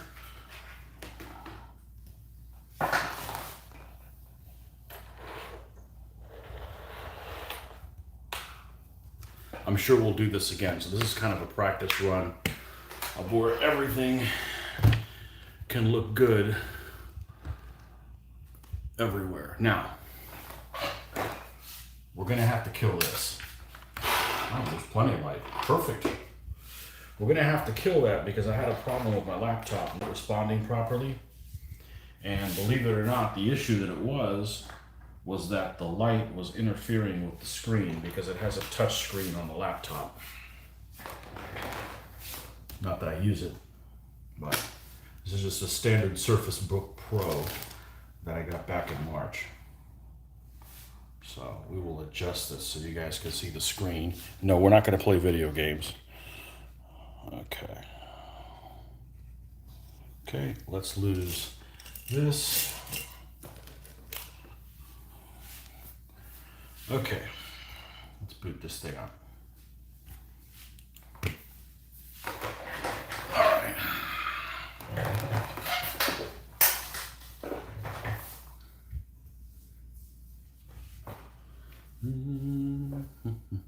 And what we're going to do is, while we're waiting for this to dry, and you guys are still back here drying, we could even give them another coat and wait for them to dry again. We're going to do some research on these Anglo-Irish. And I told you it was going to be something different. I got to do this anyways. Okay, hey, look at those figures. Those guys aren't exactly lucky. All right, so, right, I don't like to surf on my computer, but I will. How much juice we got? 90%. Okay, we should be good. So the first thing we're gonna do is, and let's see, get something to write down with. We can just write it on this piece of cardboard. We're gonna go to the Essex Army pack for this army, okay? So we're going to go, yes, that's nice. I'm gonna have 1 million notifications. Yes, yes, yes. All right, so we're gonna go to Essex Miniatures. Essex Miniatures.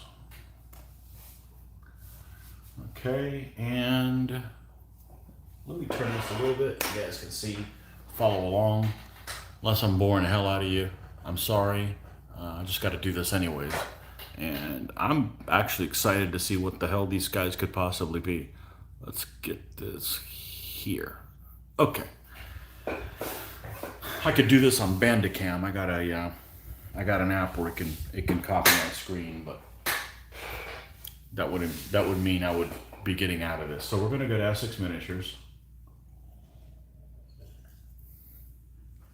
And on Essex Miniatures, you can have all their different ranges and stuff that they have here. And the reason I'm using Essex is because they're the ones that do army packs, and they would tell me what figures they would recommend for different ones. Okay, so we're gonna go over here where it says, up here in the blue heading, it says that there's a slot here. It says DBA 3.0 Army, so we're gonna click on that. And it's a Section 4 Army. And we're gonna go down here to 57, which I believe is on the 4th page. Nope, that's 75, too far. 57 Low Countries, 58. Medieval Irish. Now, I'm not sure why there's two different listings here. It's listed twice. But anyhow, I think there's nothing here, right? Yeah, there's nothing on that one. That's a misprint.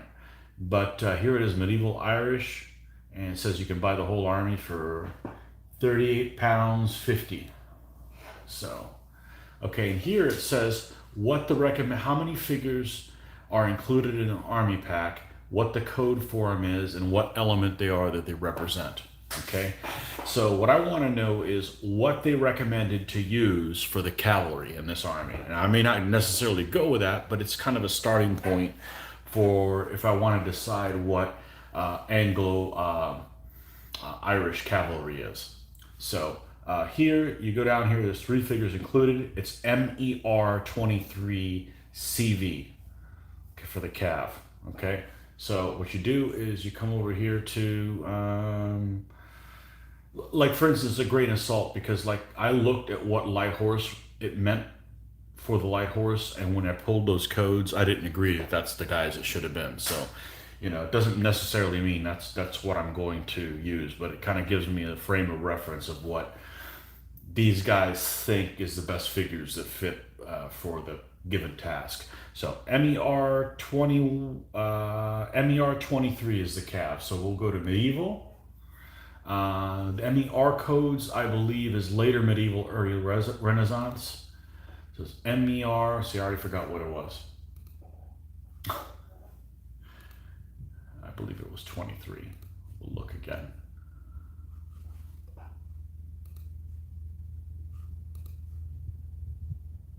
That's correct. MER 23. All right, so go to medieval. Later medieval or Renaissance. What was the code again? I'm kidding. MER 23.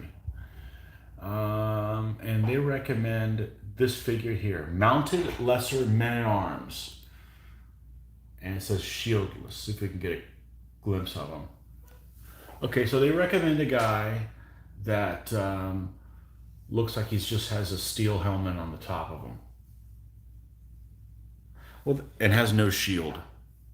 So I've got some guys that are like that, but they have shields. So, okay. That's interesting. Okay. See, and honestly, I'm not gonna. I think I would prefer if their figures were shown not painted, because unless you've got somebody that is painting them to the level of the guy who's painting the Legio Heroica or something like that, I would rather not. I would rather not have a figure painted, because I think that the figures look a lot better in real life than they do by the paint job that whoever did all these. So, but you know, that's my opinion. That's, you know. Okay, so anyhow, so that's kind of the idea they have on here. So let's close this down a little bit, and we're gonna go on. One of my favorite places to go is Pinterest. Okay, so we're gonna go in here and we're gonna go. Do I already have a link to it? I do not. Okay, Pinterest.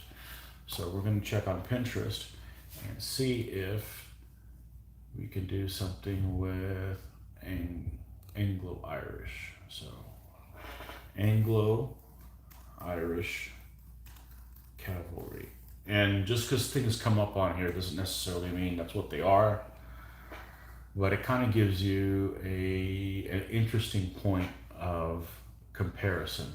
Okay, so let's look at this particular drawing here.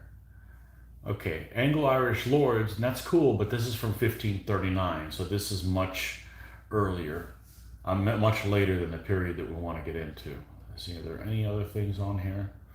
So what I do is I love to create different categories, and if I find anything on here, I'll save them as that. Let's take a look at this. See, this is a Celtiberian horseman, so that's not necessarily very useful. So just because things come up there doesn't necessarily mean that that's exactly what you're looking for. I'm just kind of doing a glance here to see if there's something. So look at these 28 millimeter figures. Gripping Beast. Okay, so Gripping Beast make Irish figures. They're like Norse Irish. Okay, that's good to know. Maybe we'll check out their website. What's this guy here? It's Anglo-Saxon. See, it's only worth so much. If you're doing something like, if you were looking like, for instance, say Normans, you would get a ton more hits. This just isn't very, very popular. subject matter. So let's get out of this. And the other thing I like to do a lot is we're going to go Anglo, Irish, Cavalry, and then switch to images and do a Google image search on images. No, well, why did it send it to Pinterest? Let's try that again.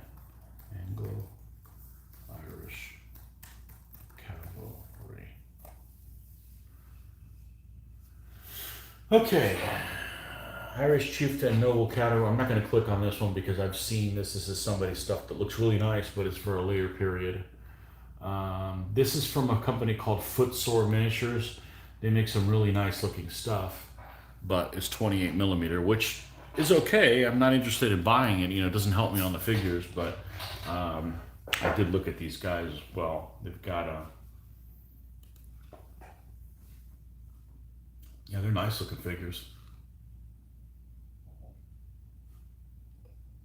Huns, Byzantines, Muslims. Why is this written in German? Saken and Anglo-Saken.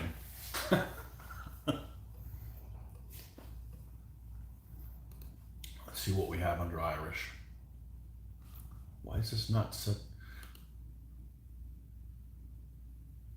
There we go. These are all Dark Age Irish. I'm not going to find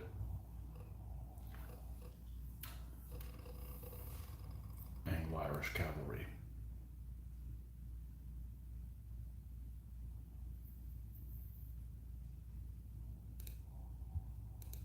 Let's go back. I may come up empty-handed. It's quite possible that I could come back empty-handed. It's starting to look that way, honestly. That's okay. I don't mind making judgment calls on stuff.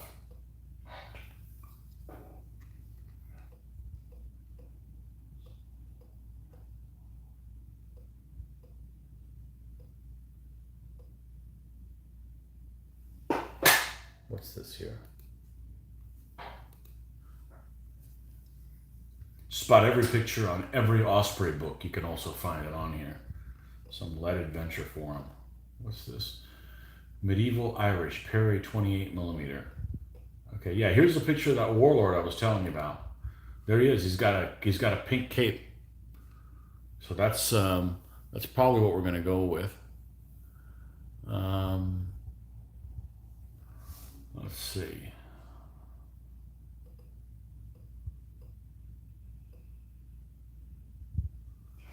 Medieval Irish 28 millimeter. Anglo-Irish lords. This is the same illustration. This is all in the 1500s. I have this book as well.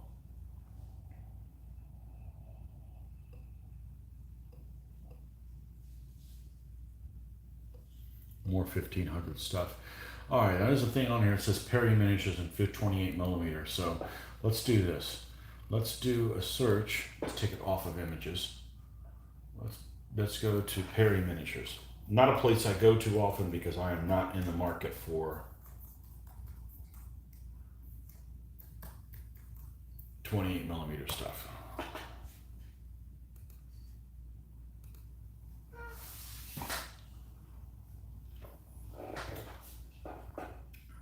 Quick find. Let's go Irish. Irish Command, Kerns with javelins, Kerns with bows, two-handed weapons.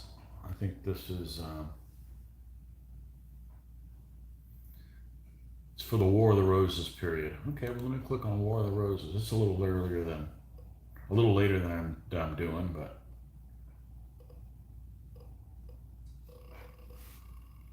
all right, let's do one other thing here.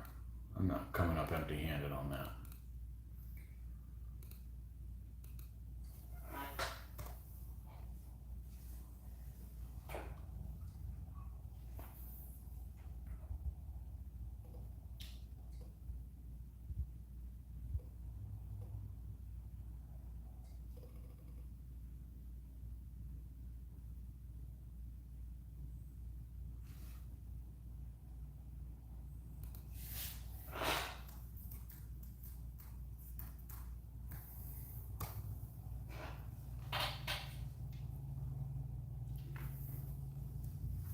All right, now we got somewhere. So I did a search for Anglo-Irish cavalry medieval. Lots of people gripe about Wikipedia, but I am not one of them. There's useful stuff to be had there. Hobilar. Hobilars were a type of light cavalry mounted infantry used in Western Europe during the Middle Ages for skirmishing. They originated in 13th century Ireland, and that's exactly what we're doing, and generally rode hobbies. A type of, okay, so let's click on this and see what we get on here. Rode hobbies, a type of light and agile horse.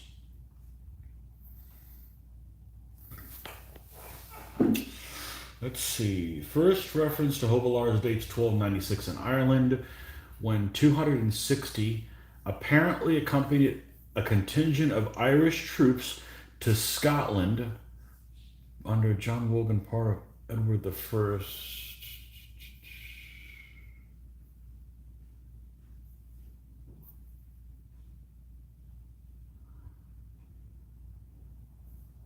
Dressed in anketons, hauberks, and bassinets, wielding swords, swords, and lances. So they had lances.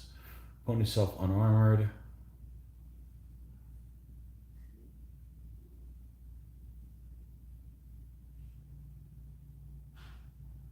Okay, so it looks like we're looking for a guy with like a helmet, lance, no bow, but no shield either.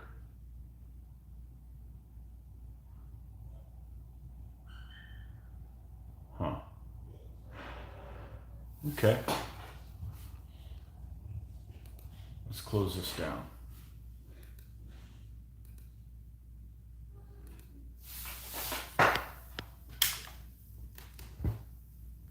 Because these guys, I'm sure, need to have another coat on them if they're going to get another one.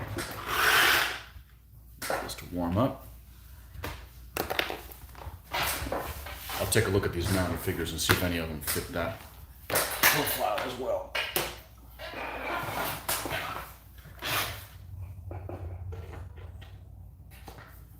See how we're looking here. Let's go back to our, well, we can put this in the old location. The old location is just fine. Where we used to do it. It's about right here. Okay.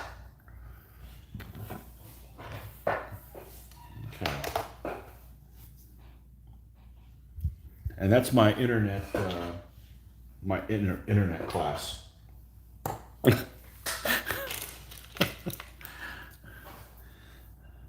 Yeah, I love the internet. Okay, so let's see how these guys are looking. Yeah, let's go in here and get this stuff again. And well, it sounded like it was looks like it was the right move into this stuff right here, the new one, the new container. So we're gonna go. I want to make sure these guys are nice and flat.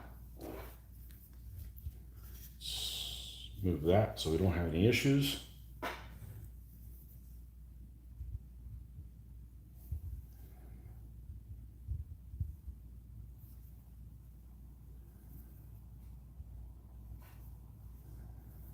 Mainly focusing on the areas that are still shiny.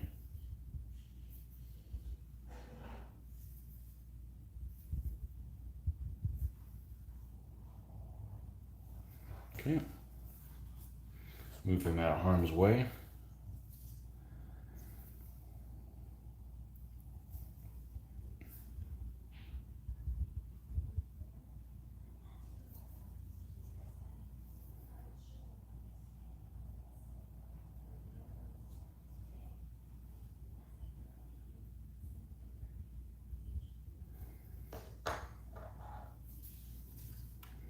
And then in about half hour, we should be able to glue these guys down where they're going to be.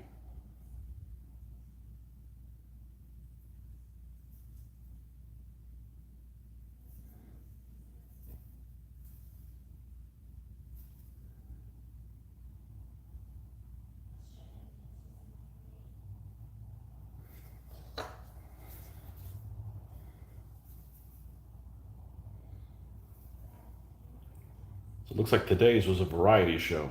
We're going to look through those figures again and see if we have some. If not, we're going to have to pull out my medievals. And I got news for you. I got a metric shit ton of them. And I'm not exaggerating. This is stuff that I've collected over like 20 years. Okay. Okay, dudes, you guys can do that there. And if we are going to go through all those figures, then the camera's in the correct place for that.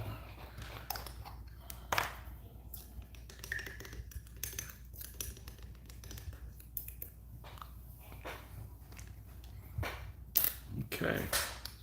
Let's take a look at these horses that we pulled off here. And these are figures that I had that were Irish-like. I had separated ahead of time. So it sounds like I want guys that definitely do not have shields. Okay, so we'll have to order them if we don't have them. I don't want to do that, and you'll know why when you see how much lead I have accumulated. Okay, got a shield, got a shield, got a shield. Has a shield down here at the bottom, but still has a shield. Shield, shield. Okay, these guys don't really fit the bill on that. All right, here comes Armageddon. Let's do a couple things. Let's take all of these. We're just going to go ahead and dump them in that bag.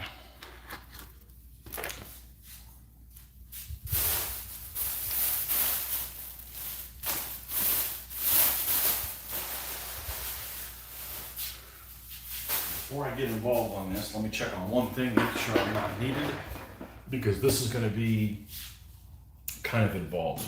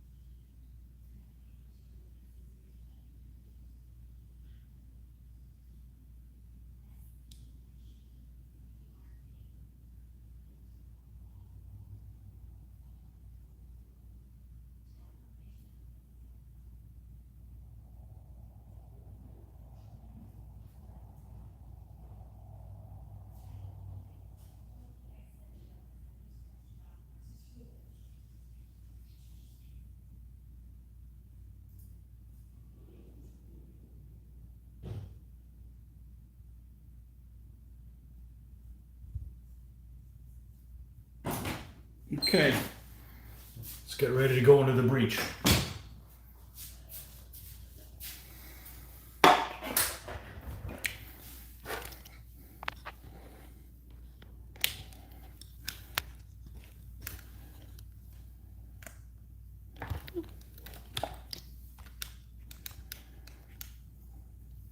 That should be sufficient.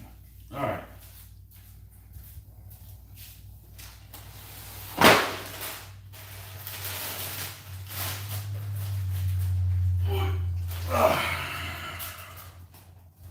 So this is my trough of figures, and this isn't all. And I'll have you guys take a look at this.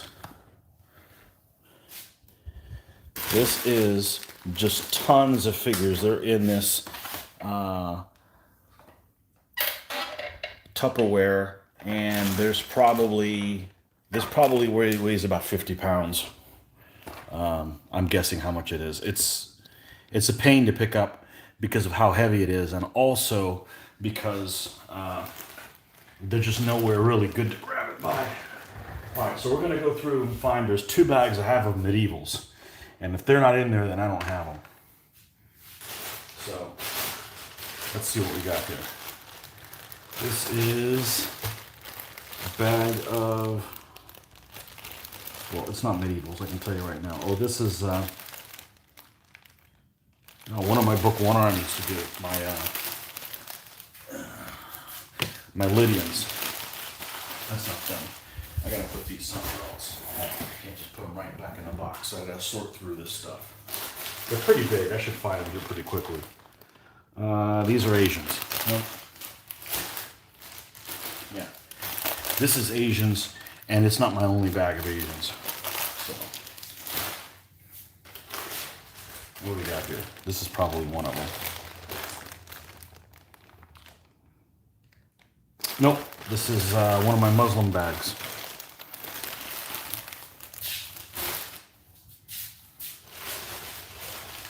Let's see, TTG. I believe this is the Norman bag. Yep. Bag of just Normans.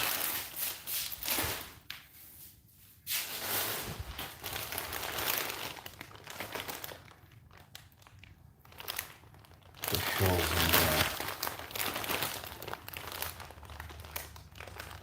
Okay, so there's some medievals in there.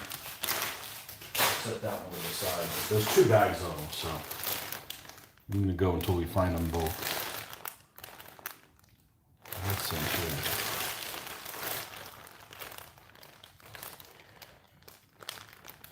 This is medievals, but it's not the other one I thought I had.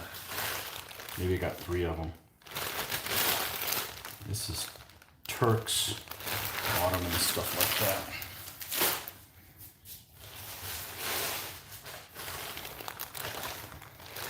This is Mongols. Hey folks, I got Mongols to do. I got a ton of Mongols to do, and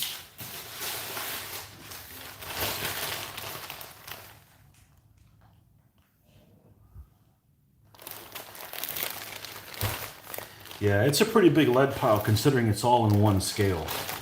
But you know, I didn't get it in 1 year. You know, this is just collecting over time. What's in here? Romans or something? Whoop. This is a bunch of different crap that's in here. Let's take a look here. This is an early Imperial Roman Old Glory figures. This is from one of our vendors that sells things at shows, and he literally puts the army together with Old Glory figures. So this is a whole so this kind of gives you an idea how much lead a DBA army is. So you can tell how much extra stuff I have.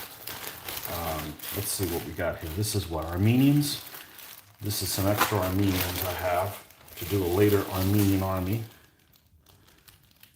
What's this? It's stuff. What are these guys? These are like Dark Age dudes? Well, these are in the wrong bag. We'll put them with the stuff we're working on recently. Actually, you know what? We'll take a look at them later. It's like an Age of Discovery. What do we got here? This is the Tin Soldier figures that I had for my Ptolemaics and my my Seleucids. That's what's in here. And we got a bunch of loose stuff in here. Oh, here's the yeah, for the elephant. For the Pyrrhic elephant. Okay, they're not in here. Okay. But I did find some Dark Age figures I didn't know I had. Perfect. Christmas. Okay. That may be the only two medieval bags. What do we got here? Get assorted Spanish. Early Renaissance stuff for the Spanish. What's this one? This is medieval Spanish. Okay.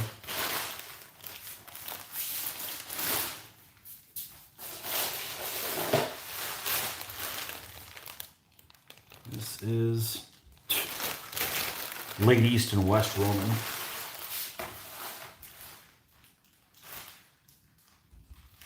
That's Asians. Okay, I think what I'm looking for is going to be in those two bags. Put all these bags back.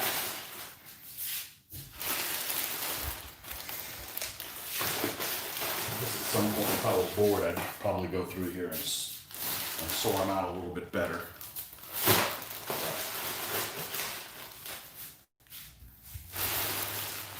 Yeah, I got a lot of Asians, and I got Asians that are based on older research. that has proven over the years to be inaccurate. That's why Kurosan and stuff like that comes out with new figures. I'm just not going to buy them because I'm not going to throw all these figures away that I've had for years. This doesn't make any sense, you know? So,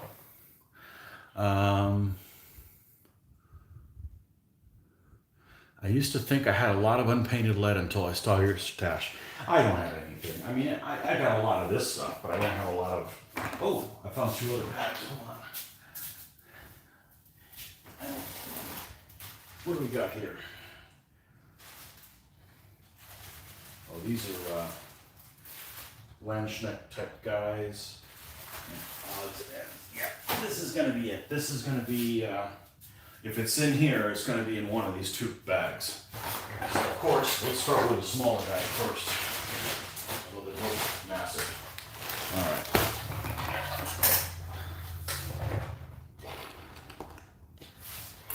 I got all this stuff, but I didn't pay full price for it.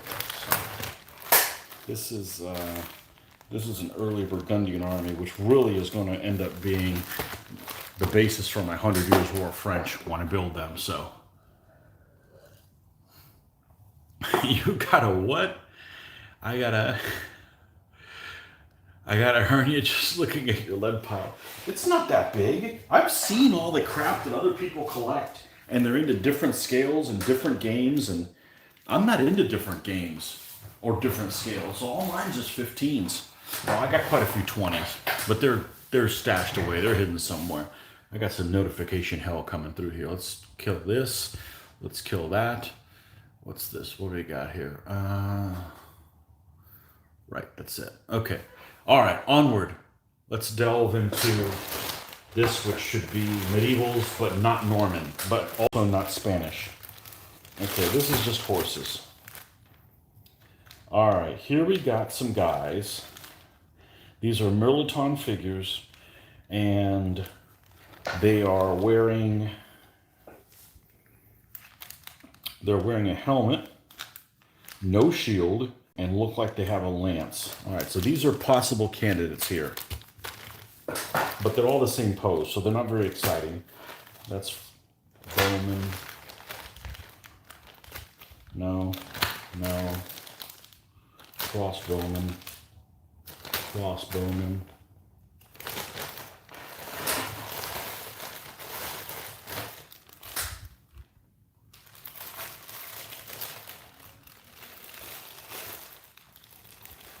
This is a ton of museum type knights, which unfortunately are a soft alloy, so the lances are all bent to hell. What's this? Crossbowman. This is the small one. Foot knights. Horses. Longbowman and Welsh. I think that's one of Welsh. It'll look more Welsh. Yeah, I got Welsh figures to do. For sure. Longbowman. You know, a lot of this stuff is like, I go to the flea market, there's a whole bag of it, and I'm like looking through it to see if there's something I can use, and the guy wants to give me the whole bag for like 10 bucks. But I just grab it because I figured there's at least $10 worth of stuff, and that's how I ended up with this much stuff. It's not like I bought them individually. So, Billman.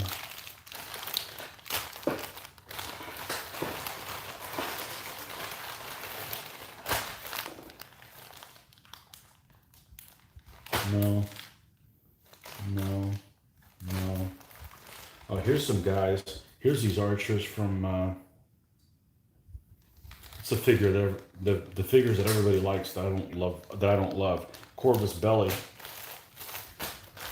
Get those cheekbone issues. Now here's some knights from Corvus Belli. These are nice. This amount of knights. I got to do a French 100 Years War Army. It's just going to take forever to do. The boys have a bunch of English 100 Years War, so you know. Okay, they're not in here, but the only candidates that were in here were these right here. So let's go ahead and put this stuff. How my guys doing drying? They doing all right? Yeah. Now we'll get into the big bag.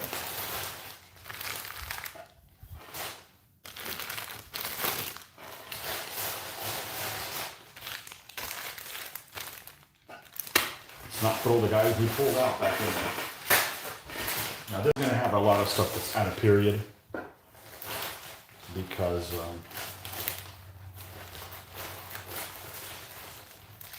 like this stuff. Here's some Italian Nights from Roundway. This is one of the mix-ins for my Condata. I have a Condata to do. So, speaking of Condata, here is Condata figures. So none of those are appropriate. We got here. Oh, this is this looks like a lot, but this is just 2 packs of Knights from Blue Moon. This is going to be the later stuff. I don't think I'm going to find them in here. Oh, these are the extra Burgundian guys I got from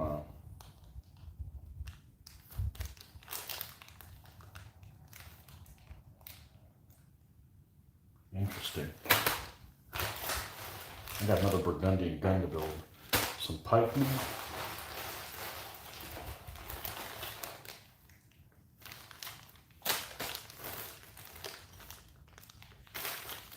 More dismounted knights of the later period. We got Salets going on.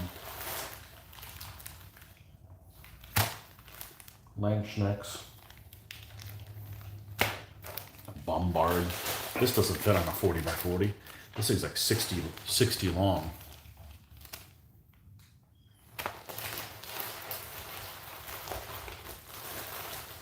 What's this? Pikemen.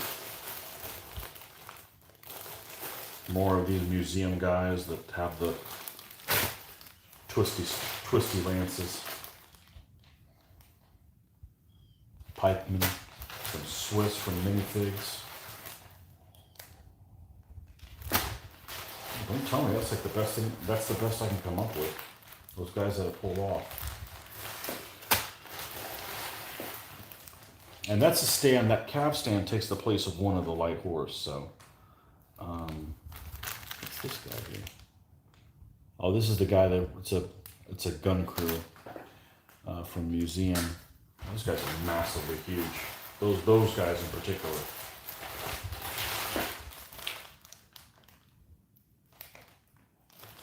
Okay. Oh, these are some Venetian knights again for my Condata project. I'm surprised I haven't come across the Condata figures yet. Maybe this is done. That's exactly what it is. These are the main Condata horses. No. No.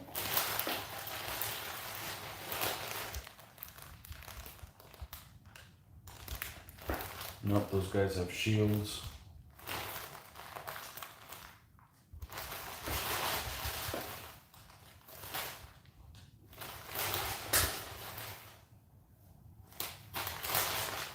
Well, that's it.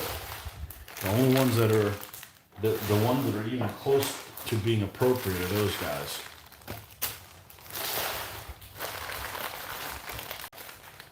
Now, that stuff's a big one. Now, there's 3 figures in the stand, so I really could go on the cheap. There's one company, and I don't remember what it is. Yeah, I do. They're called CB Miniatures. They supposedly are the importer for Essex here in the States. Okay? And they don't charge for shipping. I think they could probably order 1 pack of figures. Let's put these guys back from them. And because that's all I would need is just 3 guys for the Anglo-Irish.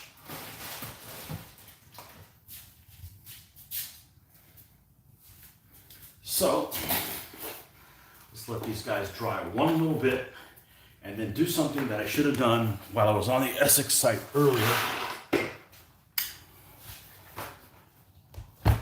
which is to see what other figures they make that I would choose, because I'm not picking those same ones they said that they would have put in the army pack. All right, and here we go. All right. All right, let's go to here. How much juice we got left? I got a habit of just always keeping this thing plugged in. So I only lost 3%. I had it at 90 last time. Okay, so let's go to SX Miniatures. Okay. I'm going to go to SX Miniatures and not ancients. Let's look at medieval first. And let's look at feudal and early medieval. All right, and none of these figures are going to fit the bill because these are all shielded, top tier, front rank type knights. Okay. Now, let's look at this. What's this? This guy got a shield? Yeah, that's similar to the one I have. Okay, so he's out. How about, I like when you go back and you can go back to the screen, it's not like I get kicked all the way out. Mounted light bowmen bare heads. Well, they've got a bow. But this guy would be like a good candidate for it, but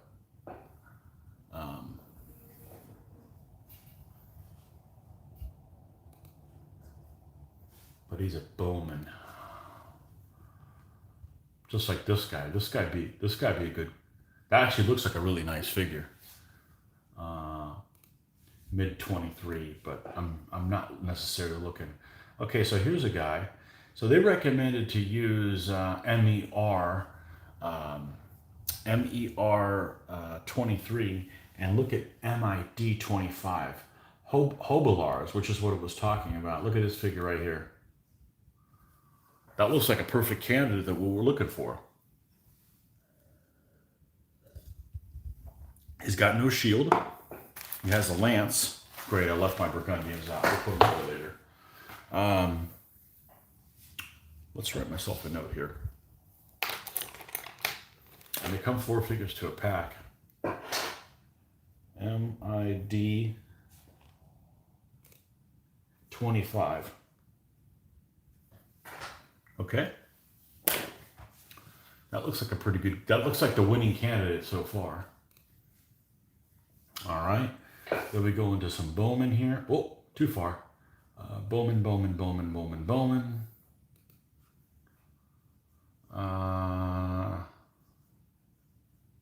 This figure looks cool. Really cool looking guy. Almost Norman-like with a full length, but the Norman invasion, they used shorter ones. So this is like around 1100. So if I was building like a Anglo-Norman army or something like that, but I got tons of Norman figures. I don't need that. So anybody else in here? Contenders. Shieldless medium cavalry. That'd be a good contender too. And that's MID 72. MID 72. Okay. All right. Look at this guy. You see, sometimes you see figures that you just think look awesome. Look at that pose. He just looks like he's going to beat somebody right in the head. I like these, those type of helmets. Like a barboot, I think is what it's called. Okay, and then we got light cavalry with assorted helms and round shields. See, these would probably work as well, but they have a shield, and they seem to be like they're shieldless. Okay, so that seems like to be the 2 winners from the medieval range that is considered the feudal and early medieval. Let's go to later medieval and early Renaissance and see what we got there. And just because this is might be something that's appropriate here. Let's look at All these guys are front tier, top tier knights. Go to page 2.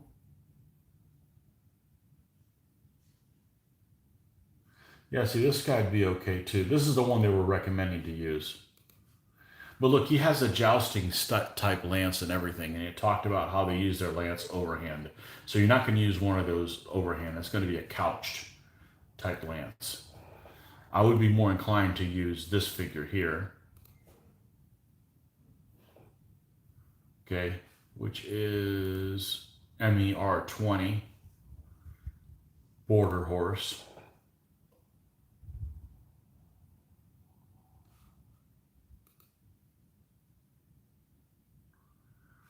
Again, knights starting to get into the Renaissance period. So that's our two candidates, MER72 and mid 25. And I've got half a mind to just order one pack of each. Now that's going to give me a total of 8 figures. We can go ahead and close this down. Come on, you can do it. We can, that's going to give me a total of 8 figures, of which I only need 3, but trying to get multiple uses out of this. The Anglo-Irish army that I was telling you about building it at the same time. The Anglo-Irish army has 421. I believe it has at least one standard of cavalry.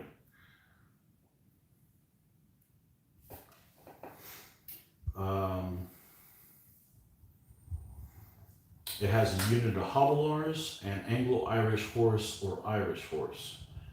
So it has 2 stands of them.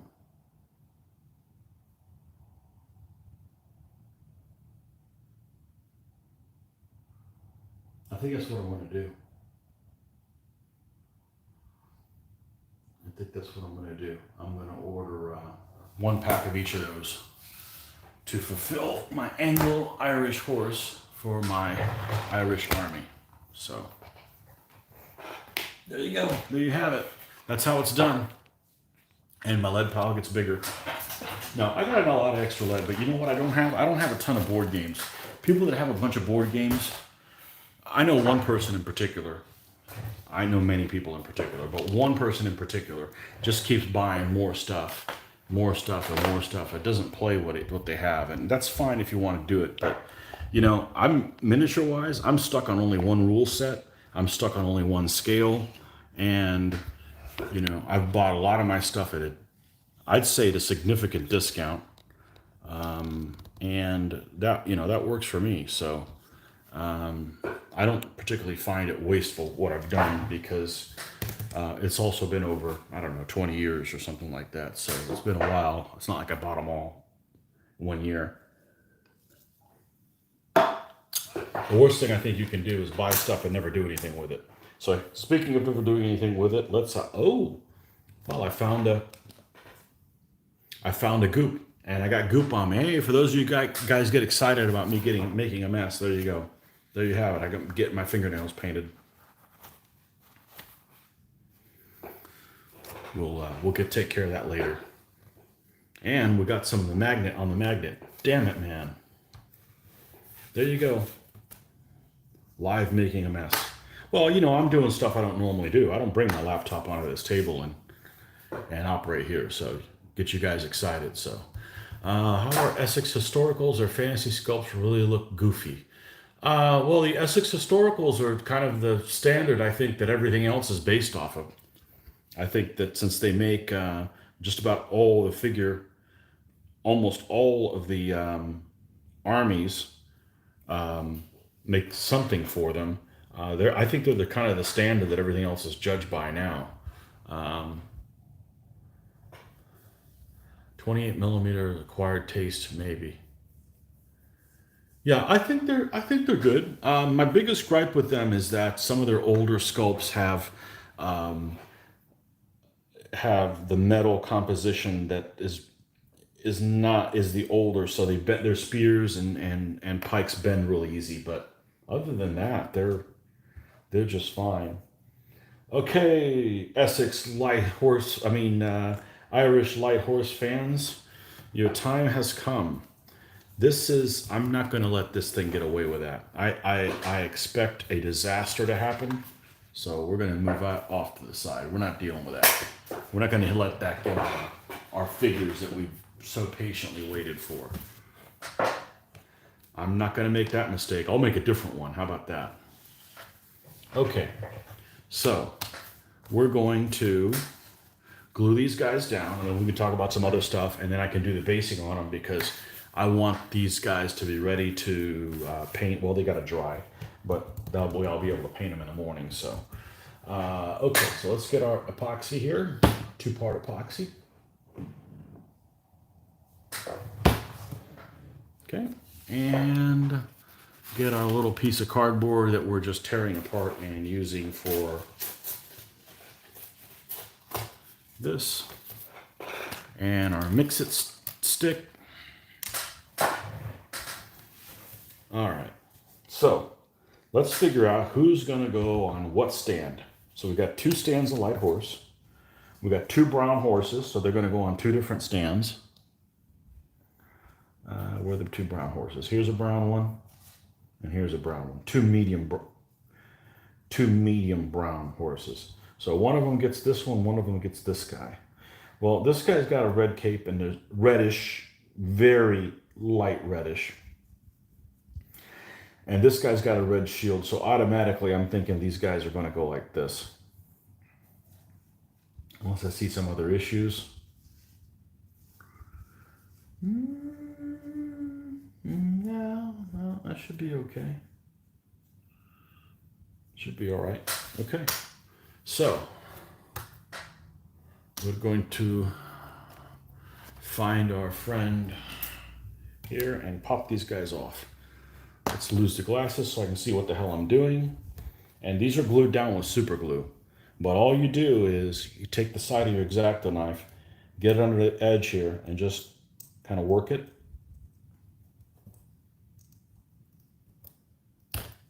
Bam, this actually took a while to come off.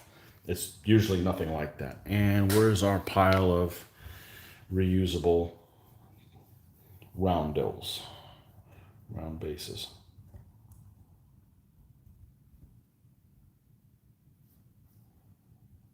Oh, this one's going to be difficult.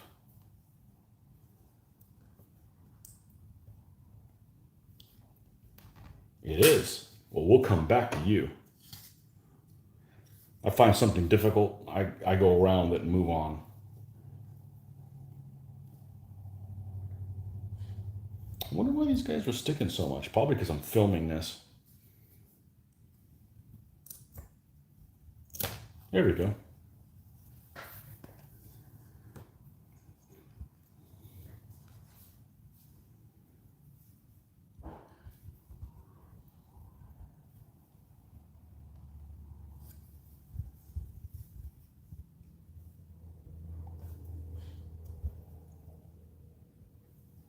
I wonder why these stuck on so well this time. All right. Here we go.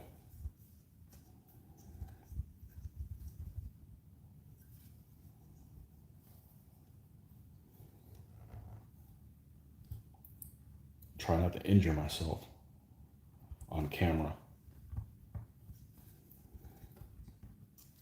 Wow. I don't think this has ever happened. All right. Well, you know what? They didn't fall off this damn stand while I was painting them.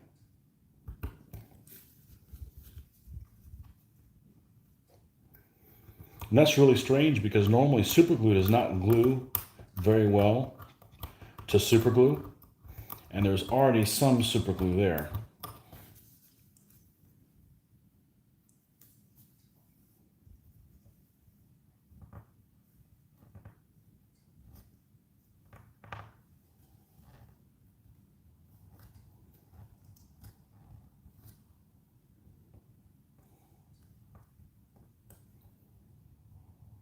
Man, it's hardly holding on by anything.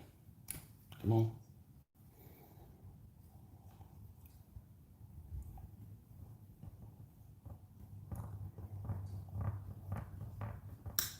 There we go. I heard that. Okay. Insolent bastard.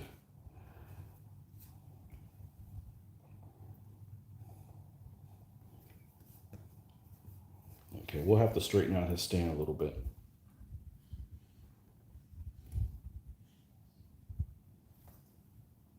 Here we go, done. Same thing here.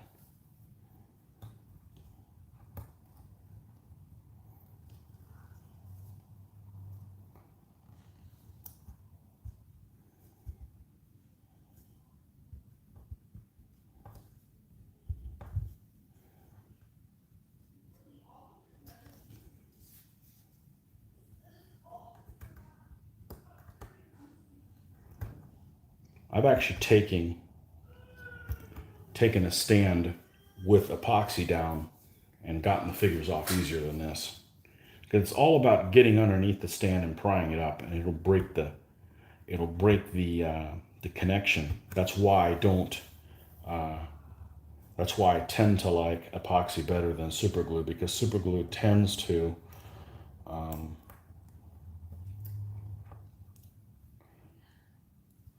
gotta hear that little crack. Super glue tends to be very brittle, so if it gets any kind of flex in it at all, it'll crack, and once it's cracked, it won't hold worth at all.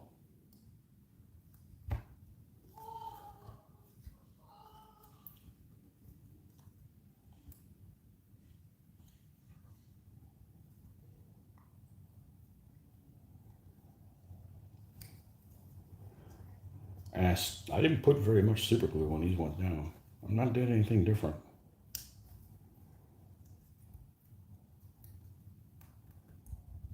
I'd glue these on coins if there's a coin big enough, but I just don't feel like using quarters for this would be a good use of money. Come on. There we go. All right, no injuries. I have all my fingers. Okay, so these two guys go together, and then these two guys go together. All right, so let's mix up the stuff.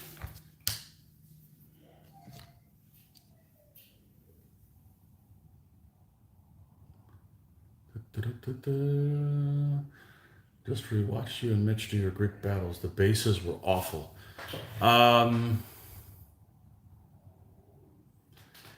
The bases. You mean you're talking about the basing that Mitch's armies are based off of?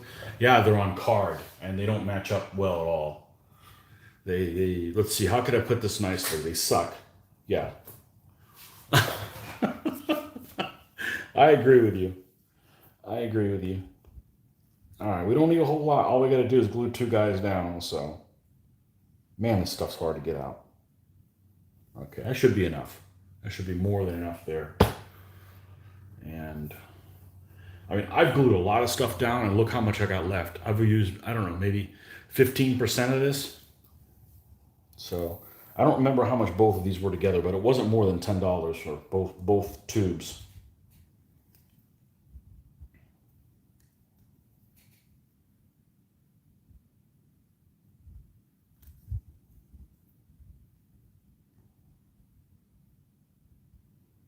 Okay, it should be enough there. All right, we'll put this over in epoxy land over here. Put them in a place where they can't fall down and spill. Well, they could, but the whole table has to hit the damn floor. Which I guess is always a possibility, but since we don't have earthquakes here, I don't think that'll be happening.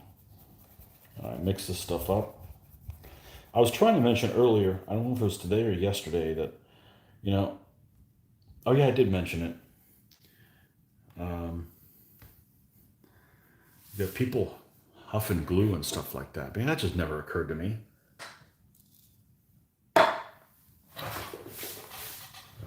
Last time I bought something at a store, spray painted at a store, they wanted to card me. And I asked them, well, what is it? Oh, because people were getting like high on it.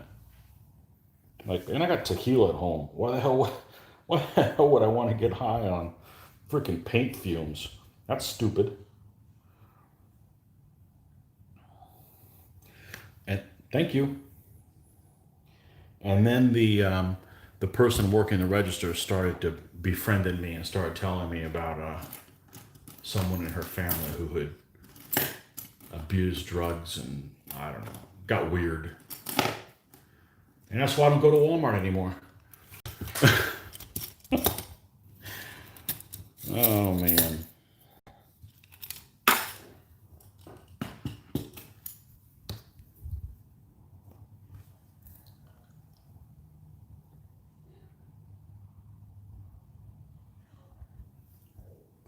Okay. True story, by the way.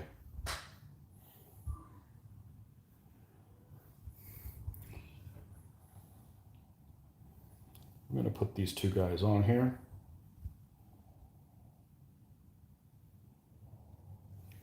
And we're going to put them at a slight angle to each other so that they're not running perfectly parallel.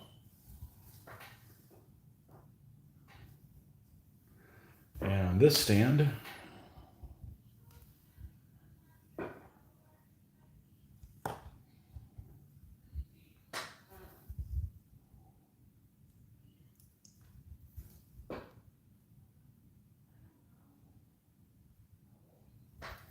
we'll put him like so.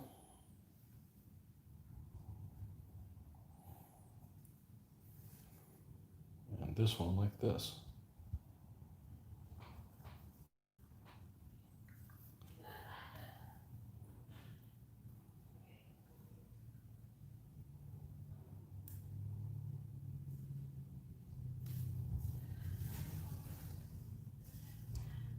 Okay, so here's what the two light horse stands look like. Now, we'll have to wait for this to dry a little bit, 10-15 minutes, something like that. We'll get Mr. Goop out. I did something the other day that I was kind of regretting doing, and then after I did it, I'm like, you idiot, you should have been doing this all along. I don't really think of myself as a cheapskate, but I don't like things going to waste. And one of the things I don't like going to waste is especially materials that are hard to get a hold of because they're a pain to get more. So my basing material is no longer available at Michael's, which is a craft store, which is where I found out about this stuff to begin with. I saw it and decided to try it as a basing material right off the bat and hit a home run with it, I think. I'm very happy with using this material, okay? It's this Liquitex resin sand. Well, what happens is, invariably it starts to dry out. Oh my God, this is made in France? Wow, awesome. I love when things are made in a country that's not our enemy. It's harder and harder to find each day, so. Vive la France! But anyhow, I'm almost out of this stuff, but it got so hard I figured it will end up drying easier. But the problem with it is that it's so difficult to apply that it was such a pain the last time I did it. So when I did the Scottish piping, I said, screw it. It's so difficult to get in between the stands. I'm going to use the new one. And I think I'm going to actually throw this one away and not do anything with it. Because it's, I got, 90% of it out anyways. But just being able to apply this stuff is so much easier because it's wet. So that's what we're going to use. And we're going to get our happy little rocks ready because we're going to put some rocks on there as well. And yeah, so these are and we may end up doing some more dull coat on them because I still see some shine on them, but we'll just have to see how it is. Sometimes they keep drying out as they go, but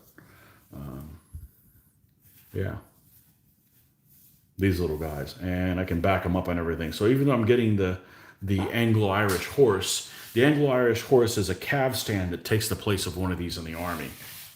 So now remember, there's also going to be a light horse general stand, okay, with complementary doggo. I didn't like the idea that that the general of the whole army is going to look just as barren on the stand as this. So we're going to get the little dog running with them. I believe we're going to put the banner on this side, general in the middle, and doggo running beside wolfhound. So that's the composition of the stand as I envision it. This is also a light horse stand, but if you take the cavalry stand, which is the Anglo-Irish, which is those figures we were just looking for, you have to not use one of the light horse stands. So in doing this, you don't have two units that could support the general, because light horse has the ability in DBA that if you put another one behind them, it gives a +1 to the front guy. So a light horse general is normally a 3/3, 3 versus mounted, 3 versus foot. If you back him up with another one, he becomes a 4/4. Okay, and he can quick kill knights. So that's pretty nasty. A guy that can fight a knight on equal terms and quick kill the knight. So that's pretty cool. If I run a cav, then I only have one unit that can support the general that way. So I'm still going to build the cav stand, but I have a feeling that more than likely that cav will end up getting used in the Anglo Irish army. So, but I can use it both ways. So, anyways, that's my spiel on that. But I do need to put a mast. I do need to put a flagpole on here. I just don't know how tall to make it, because it depends on how big the flags are when they come in. I don't want to put something too short and have to take it out and redo it. Likewise, I don't want something too large. So anyhow, are these guys dry yet? I've run my mouth enough. Let's check and see what we got here. Yeah, they're not going anywhere. All right, so let's grab our handy tool that I never use it for its intended purpose, and that would be my cutting blade thing here. Let's see.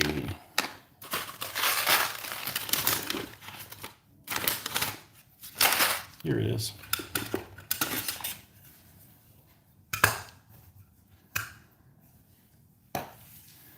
And let's grab our tool here.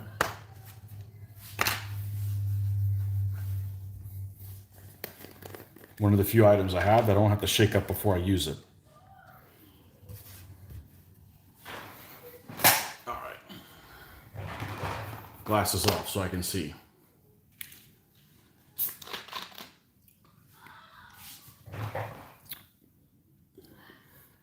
Uh-oh. We got some questions. Hey, Tony, what do you use to prime your figs?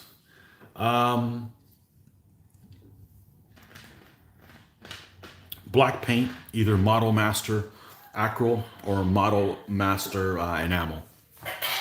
Either one.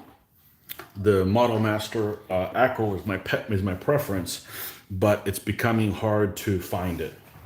Now let's get our other tool here, but brush on normally.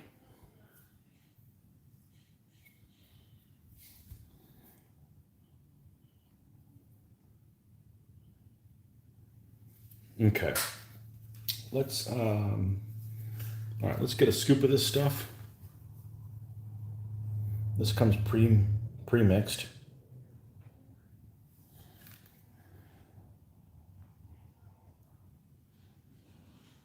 I didn't know this stuff was made in France. Well, that's why sometimes I smell a faint odor of cigarettes, of stale cigarettes. And that makes sense, maybe. Oh, man. I'm glad they make stuff in France.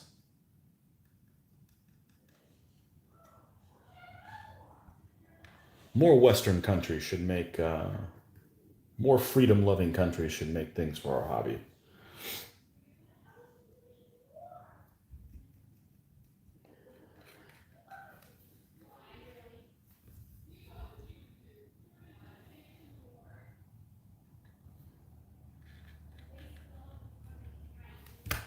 Okay, so we are going to go up the side of the horse, up the side of the stand to kind of blend it together, but we'll do that afterwards. Let's just get this material on here.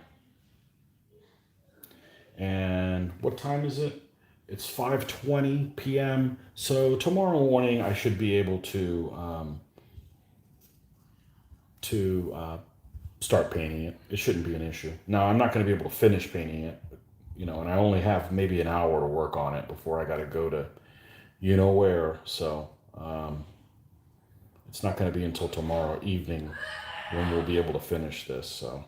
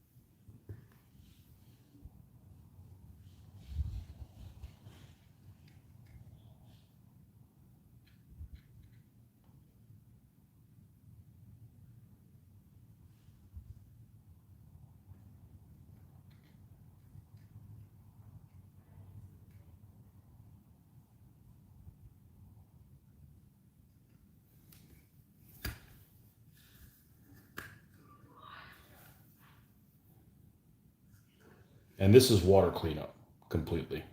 So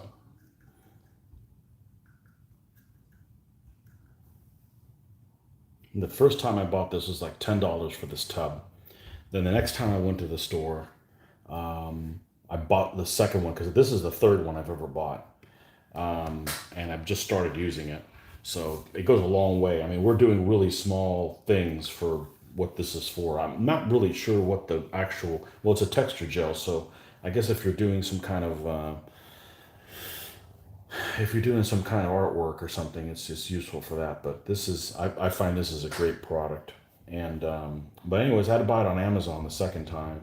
It had gone up to like 12 or $14. And this last time was almost like 20 with shipping.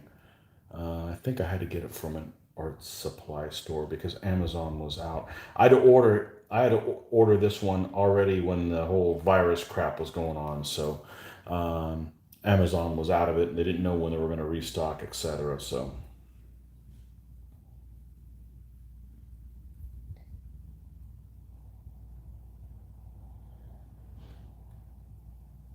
we'll try to hide some of the edges of the stand as best we can.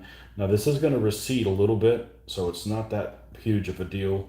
If some of it still shows, then I usually strategically put grass there in those areas so that it covers up the transition from the metal base to the actual stand, and that's worked pretty well for me. So.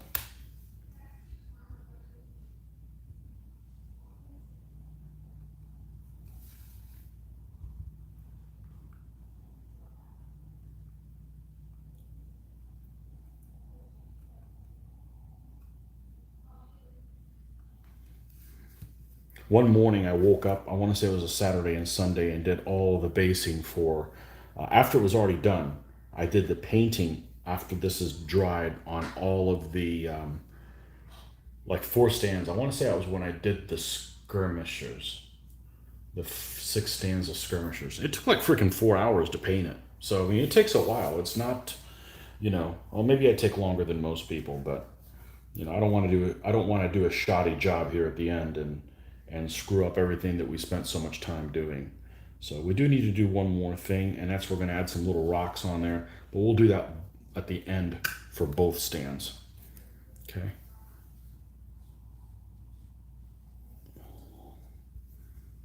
Hey Kevin, how you doing? Hobby Lobby. I'm not sure what that means. That's where I can get some Vallejo paint. Some of them. I could probably spend a lifetime in Hobby Lobby. Or the craft store, Joann's Fabrics. I could spend a lifetime in those. There's just all kinds of crap to look at and get ideas from. Let's take a sip of some my motivational cocktail. It's not a cocktail at all.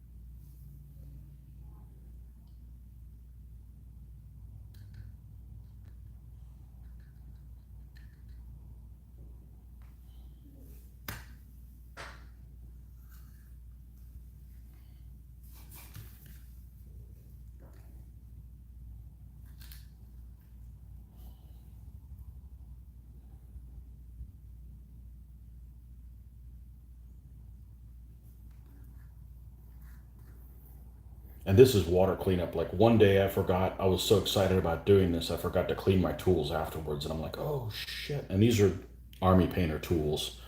I used to just make little pieces of basswood and I'd cut them to shape and just reuse them. But I finally I decided to, screw it. I think it was at a convention I went to and it wasn't anything to buy. And I'm like, well, I'm buying something. And they had army painter stuff. And that's where I spent, actually, I think that was the show that I bought the wet palette. Best $50 I ever spent. Although I was concerned I had overspent on it, but I don't regret it now. I'd buy that thing for $100 now. It's very useful. Very good product. But I think I was like, well, there wasn't anything, any miniatures or, I mean, I'm already at the show. I might as well pick up something, and I picked up these tools.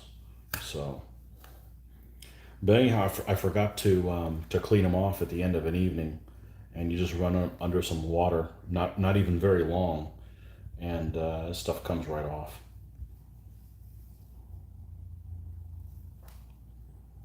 So that's good to know. If you get distracted, then no harm, no foul.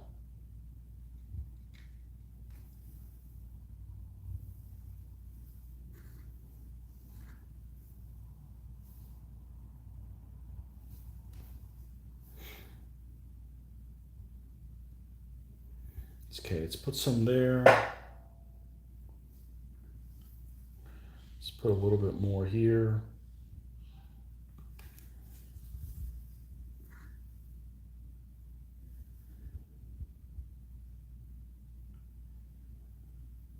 All right, let's switch to the other side. Manipulate the stuff a little bit better. Okay.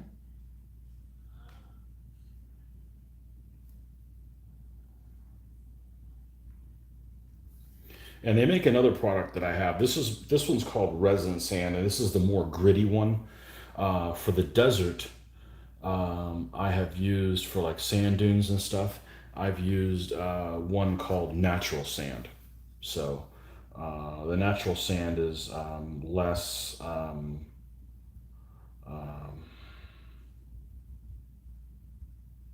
It's more fine. Doesn't have the particles that are in it because there's little like I want to say there's like glass beads or something in here. There's some kind of beads. Let's see. What is it? Not sure what it is.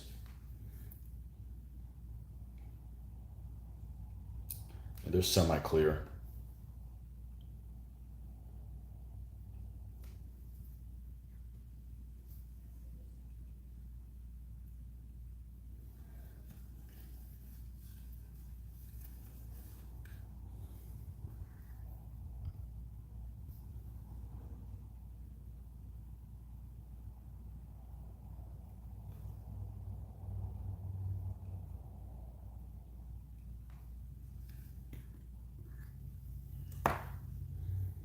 Just go to the edge. Just wipe down the edge with a finger. It takes off all these little excess. You don't want these things overhanging the edge of the stand because then you can't put the two stands together. And then it'll be horrible. All right. And that's resin sand. And I have a video on, I want to say on my painting playlist that shows how I do this from start to finish. So if you guys don't want to watch this extremely long version, sidetrack with all kinds of things. So if I mentioned in earlier videos, this is real granite rock. This is brought to us by one of our suppliers to see if we'd want to use their aggregate, and we didn't. So this is real granite. You don't want to chew on this stuff. Just pulling up some rocks of differing sizes here. All right, and then we're going to take these little boogers. Let's go back to the first one. Let's set a little bit. And we're we're going to put this happy little rock is going to be growing right here. It could be that side too if it wants. Okay, with another one here. You just push it into the material and it holds just fine. Okay, then we're going to go, because of course we're going to add tufts as well. It's not like we're just going to do that and call it a day.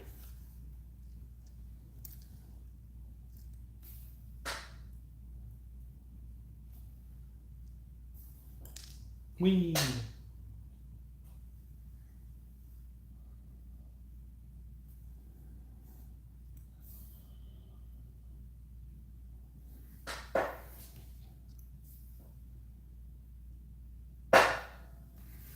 Okay.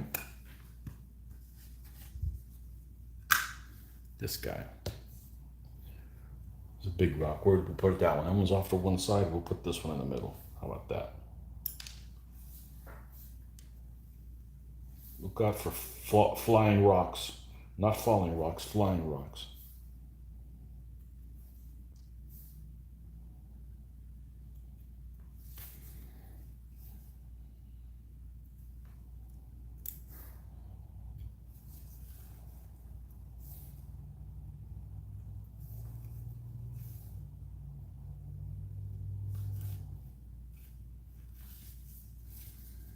Okay. There they are. There they are. Let's take care of some of this maintenance stuff here.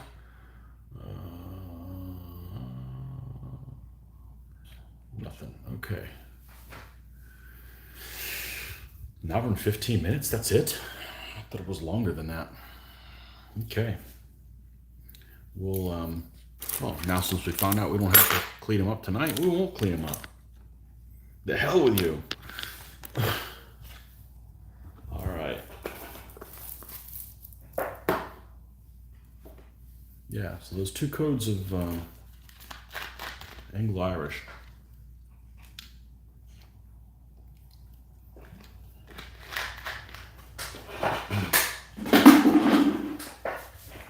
All right, put the Liquitex away.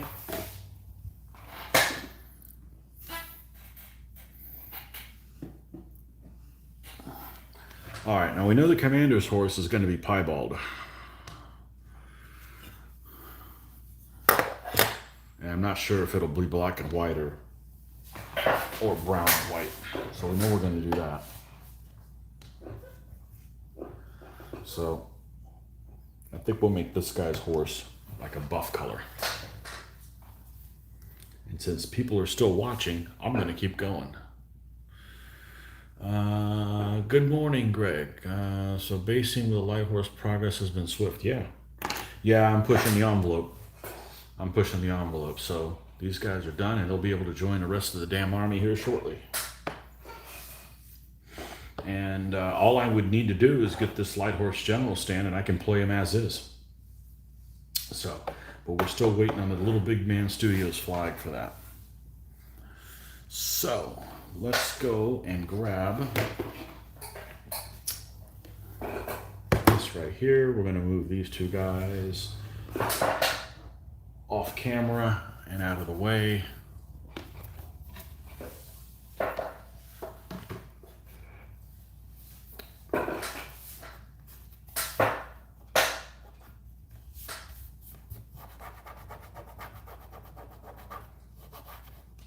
Yeah, Greg, you fell asleep and I got a lot done. Let's see, can I safely paint this guy even though I haven't put on the flag thing? I guess I can. What's the worst thing that can happen? Is let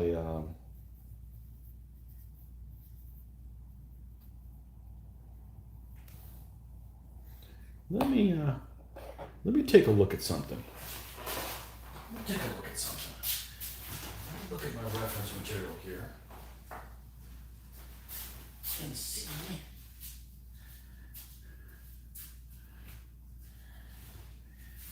if I can find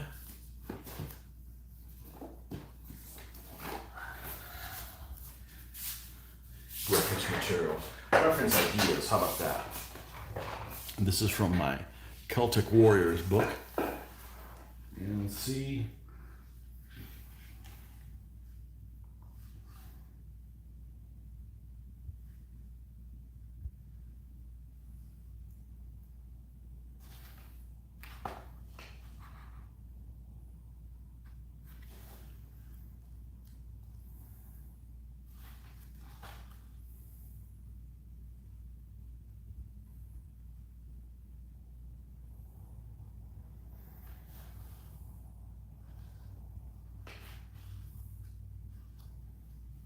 Let's see what we got here. Well, that's a reddish horse. Oh, I guess we'll do that. We don't have a reddish one. We're going to use this horse as inspiration. Okay? But we're not going to use this one for the chieftain. We're going to use this for the number 2. Okay? I was looking for a piebald one to see if there was one in here. I could find one online and get ideas from that, but you know what? Because I could finish the general completely. Let's look at our reference stuff, something I don't normally look at very often. And I want to say it's in this book, and this is a book. I don't do Games Workshop stuff. But I got some Games Workshop books. How to make War Games Terrain, Heavy Metal Painting Guide, and another War Games Terrain. I didn't know I had 2 of these. Where are these from? These are older than dirt. Well, by today's standards, they are. Like does somebody actually buy, I mean, I call it Elmer's, Citadel PVA glue. Man, that's got to be super expensive. That's got to be like $7 or $8 for something that's available for like $1. Let's see, what year is this from? Copyright 2003. Okay. I really should look at these things more often than I do, but you know. This is cool. I like how this looks. It's kind of inspiration for making the dragon eggs. I think we'll use that. A lot of this stuff is like super basic for me ever. Like I never needed something this basic, but this one is from 1996. Yeah, baby, kicking it old school. It's not even that long ago.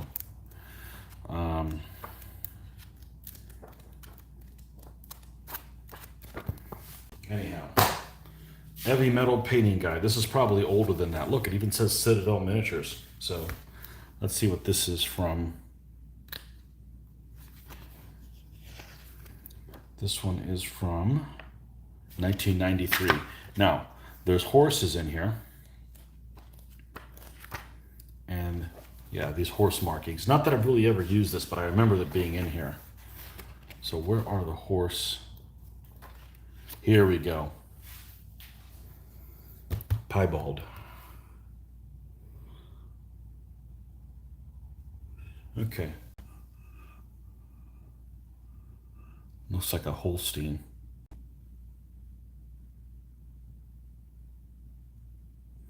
Man, I've never tried to do something like that. Ooh, look at this pretty one with the little spots on them. That's nice. All right.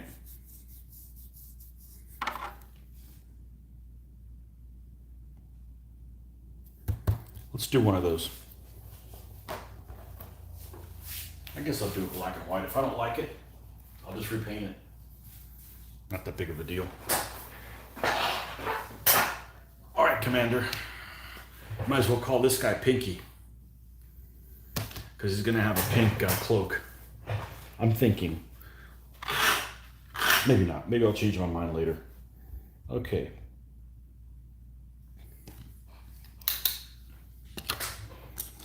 All right, where are my brushes? Where are me brushes?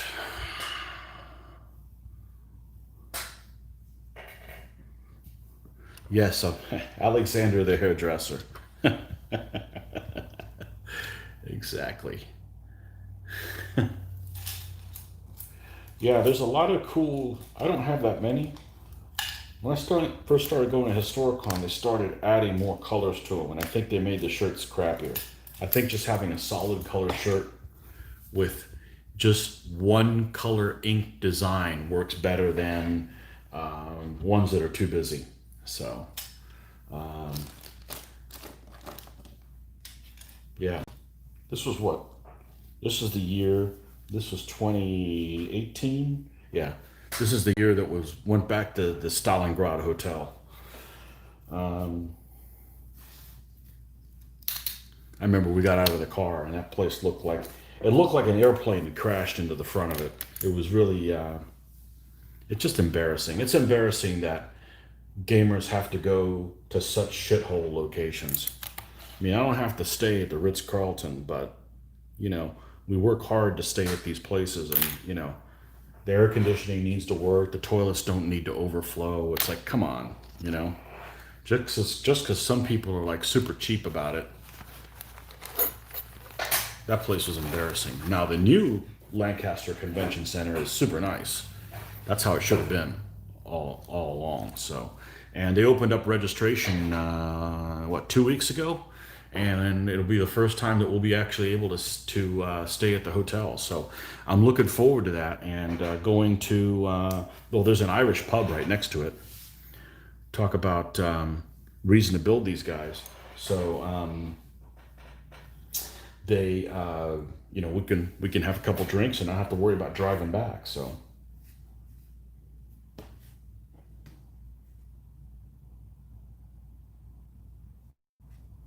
yeah, you know what, I'm going to look at other pictures of the piebald horse before I go crazy with this guy. We're going to paint this guy in that reddish color we were talking about. All right, so that is, let's pull it up here. Let's pull a couple of candidates and then we'll pick what the base color is going to be on these guys.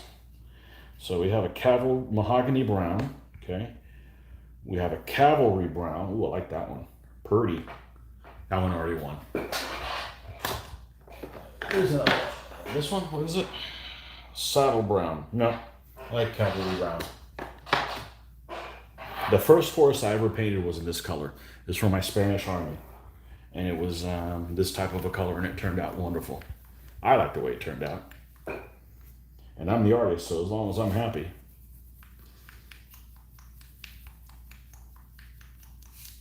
All right.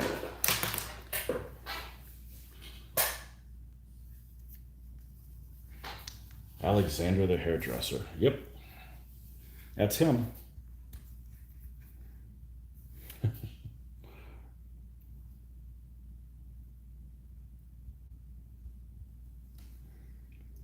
Man, that looks really bright. But worry not. It will be just fine.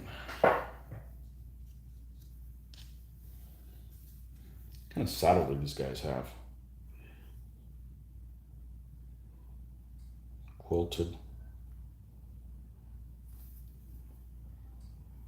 Got some black things we need to cover up here that we missed on our priming.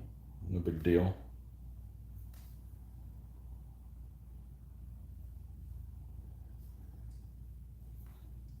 Okay. Irish shoes. What color Irish shoes? Nobody knows because no one's seen any. Oh man.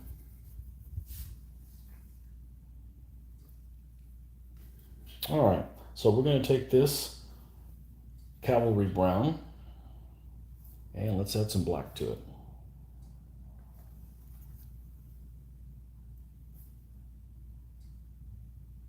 How the hell did this get so damn watery?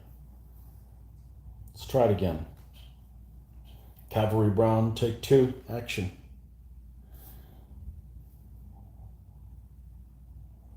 Oh, that's so damn watery. That's what it is.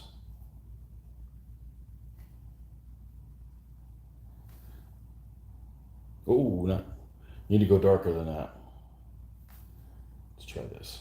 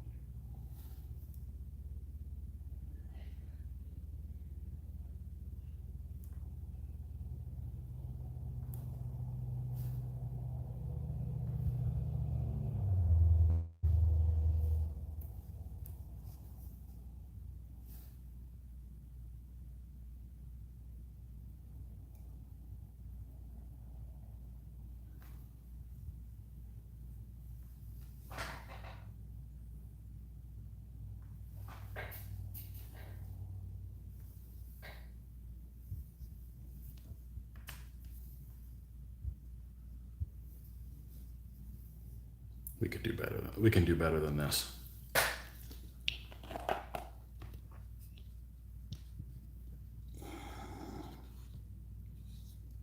We can do better than that.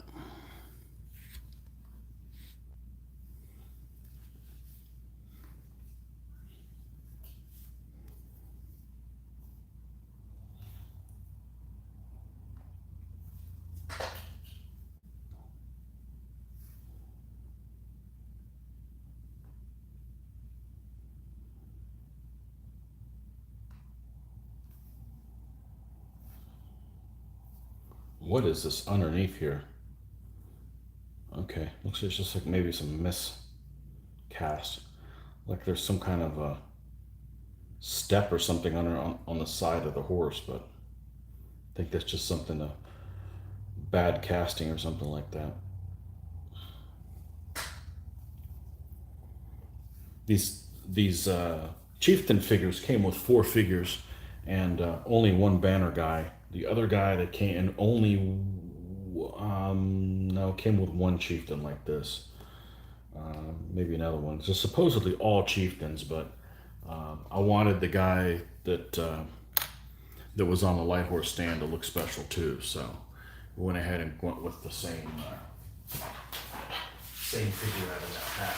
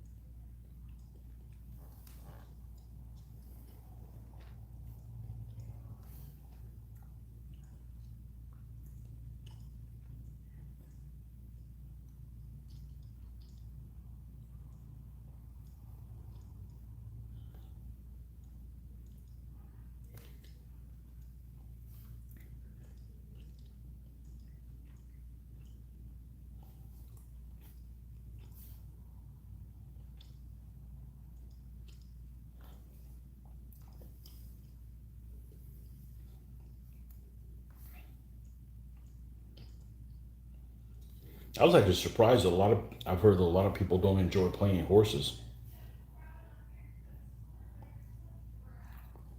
And I find them enjoyable to do and easy to do.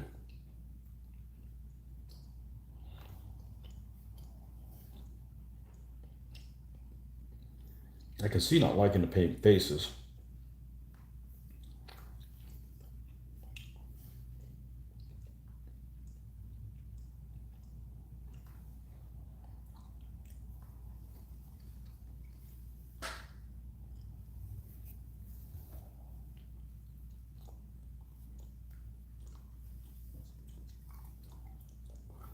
Give a little bit more oomph to this. It's always the first color you put down is using up the most paint. Then after that, you don't really use that much paint at all.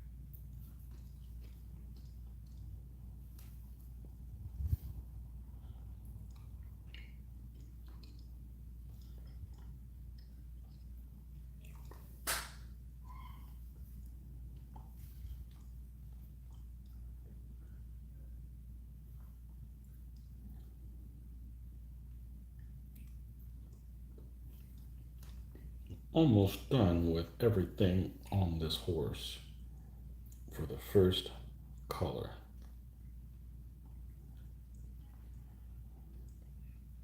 Nearly.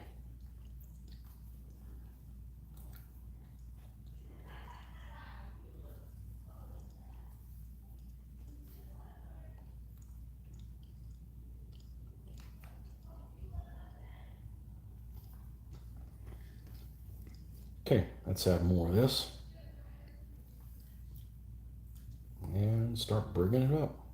Start painting the muscles.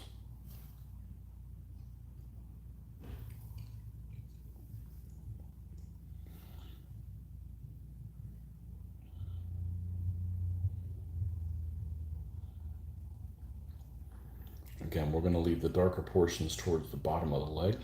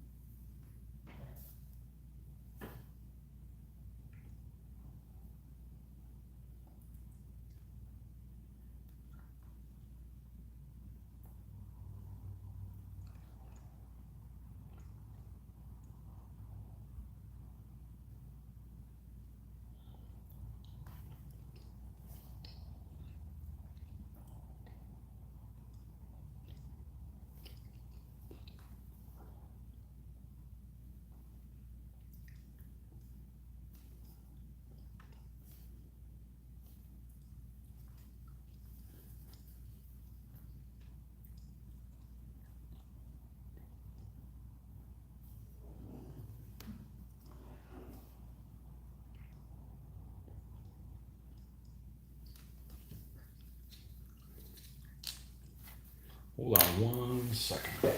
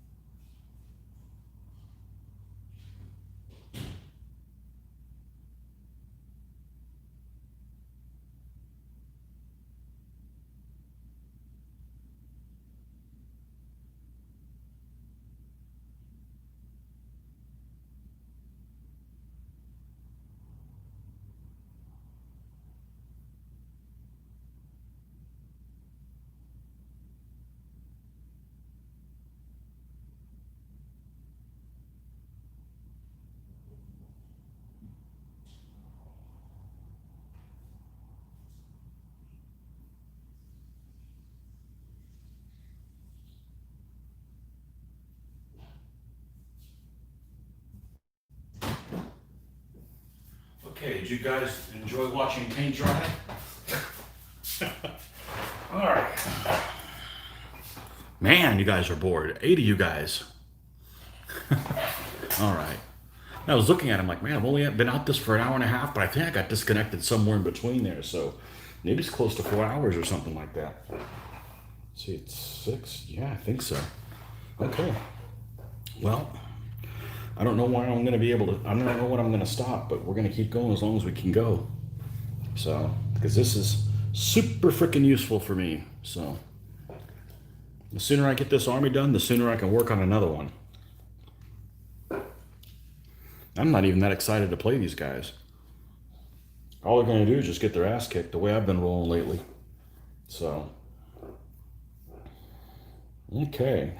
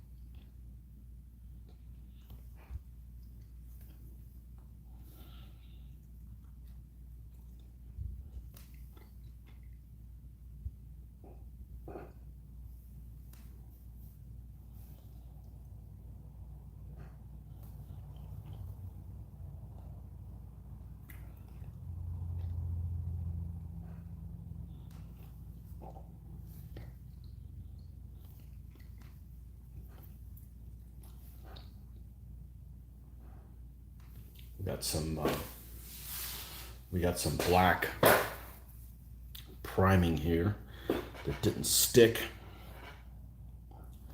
So we're going to come in here and fix this. This is such a forgiving hobby, I think. You know, you miss something, you just come in and you get it later. No big deal.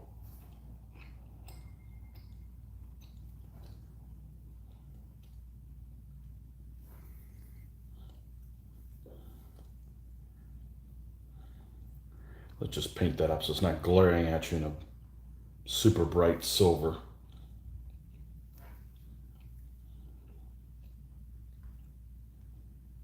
You know, this guy's got something in his hand, in this hand to the right. It's almost like he's holding onto the horse's mane. We'll see how we'll work that in when it's time to paint his hands. Some of these castings, you end up you're trying to figure out, okay, where does this shirt end? Where does it start? You kind of have to get in there and paint your way out to kind of see some of those type things. We do need to get a little bit more. Is this the black here? A little bit more of this.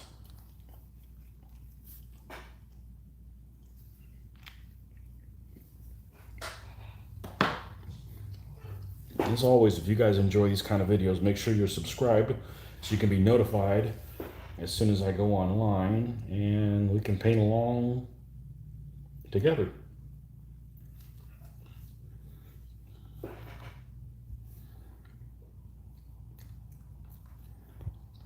Even I get a notification that I'm online. Like, why would I not know that?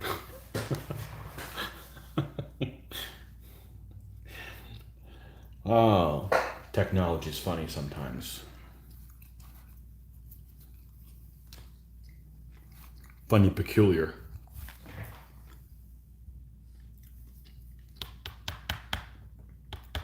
You have to say goodnight. It's midnight here and time for bed. Okay, I didn't know you were still watching, John Peter. So I'm glad you're, hopefully you're doing some painting, not just sitting there watching paint dry. We will catch you maybe tomorrow. But tomorrow we run into work day, so best case scenario is I won't be on until like 7 o'clock Eastern time at the best case scenario. So we didn't bring the white out. We're gonna need white too.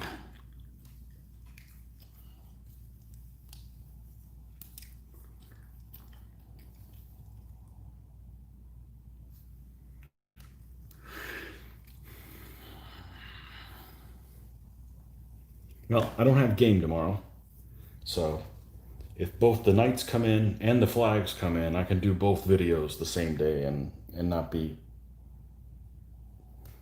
too much of a drag.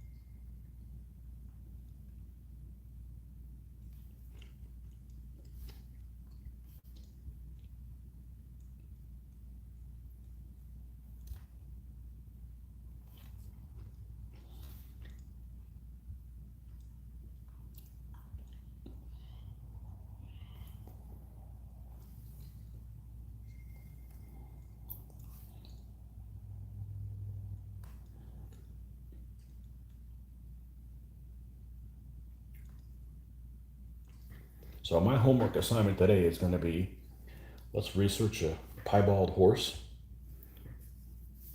Oh, we still have it here. Find out about black sheep. Order some Anglo-Irish horse. And what else? Yeah.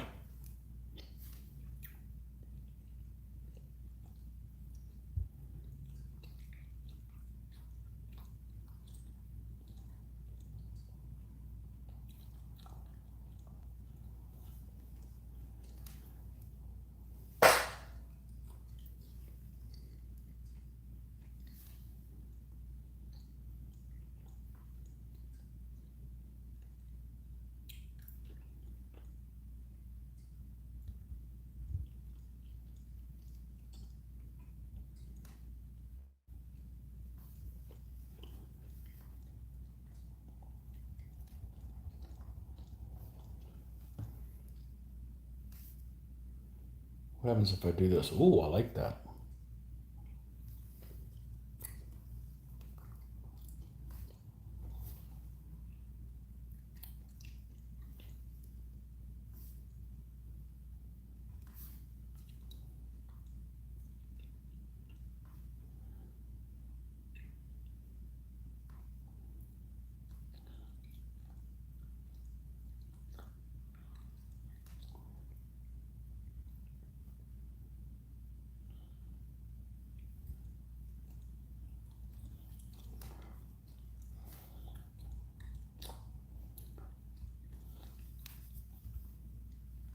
I enjoy the slow buildup of the color of this layering technique.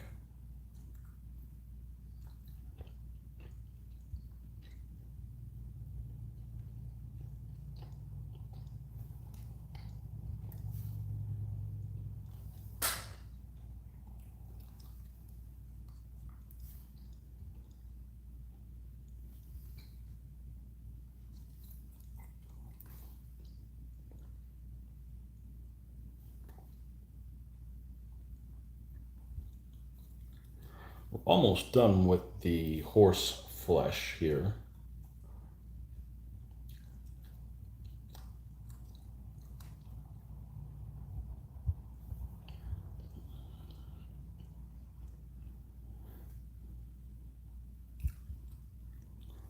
Okay. I think we're good with that.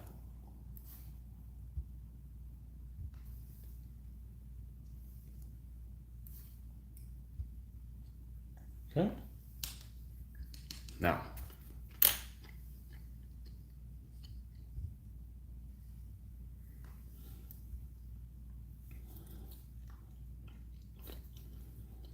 we have a quilt this guy's sitting on, and he has a comfy pillow that he's sitting on as well. That's quilted. quilted comfy pillow. And then we also have, well, here's an example of a quilted pillow. This one happens to be red.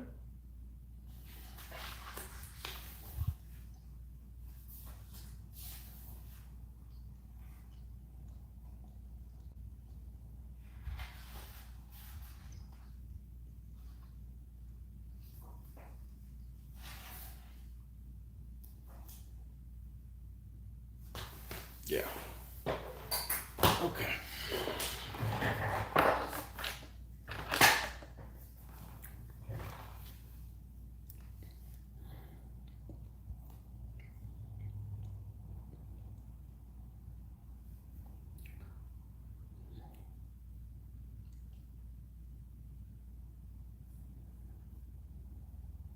Just trying to figure out if it's quilted armor or it's some kind of chain or on him. I think it's armor. All right, that's how we're gonna paint it. We're gonna paint it like it's armor. So let's get a little bit of a dry brusher. Some kind of scale or something like that. That's what we're gonna go with.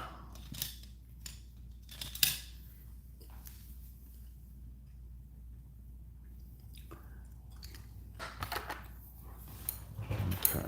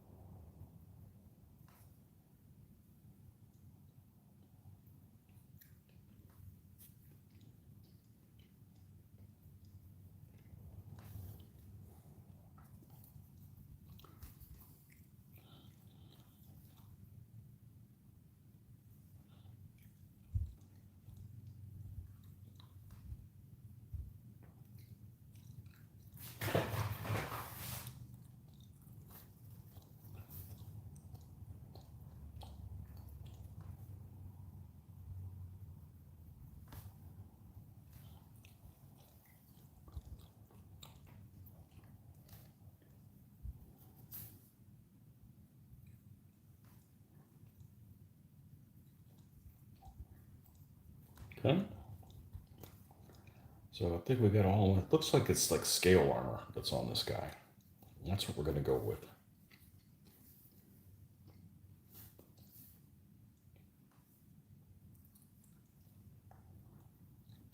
That's what we're gonna go with.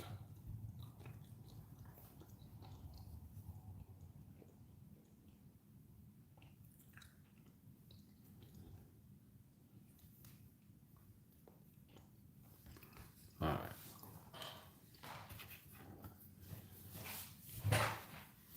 Now, this guy's got shoes. We're going to give him hose or not? Let's wait on that.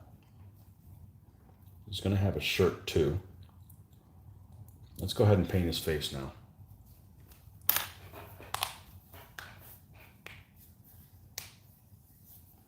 Now, I still have any of these pens laying around here somewhere.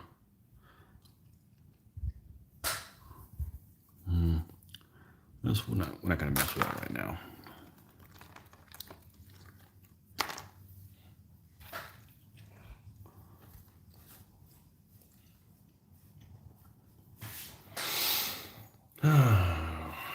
What do we have? The red leather.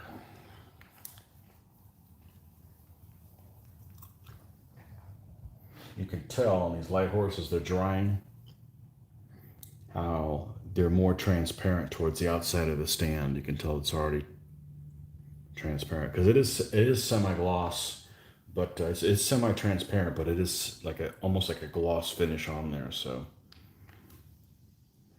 we'll just paint over that once it's dry. It's not an issue.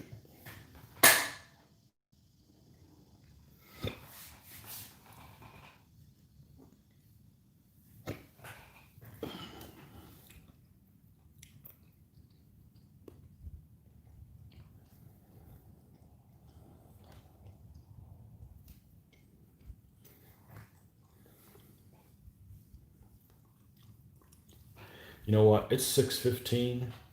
I think I'm gonna call it a night. I don't know how long I've been here, but I've been doing this at least 4 hours, and we painted about 4 hours this morning. So there's a good chance that I painted every bit of an 8-hour day painting. So we do need to leave some painting for other days. So let's go ahead and put these three guys outside here because this is the next crew that we're gonna do. Even if the knights come in, we're still going to finish these guys up before we do the knights, even though we won't be able to do the flag on him. But yeah, we got these two guys will be finished up in the morning. Should be dried, and we'll be able to add them to the collection of the other troops. So, well, as always, don't forget to subscribe to the channel so that you know when I'm online, and give us a like if you enjoyed these kind of videos, and we'll catch you guys next time. Happy painting, and hopefully you guys got a lot of stuff done too. Okay, until next time, see ya.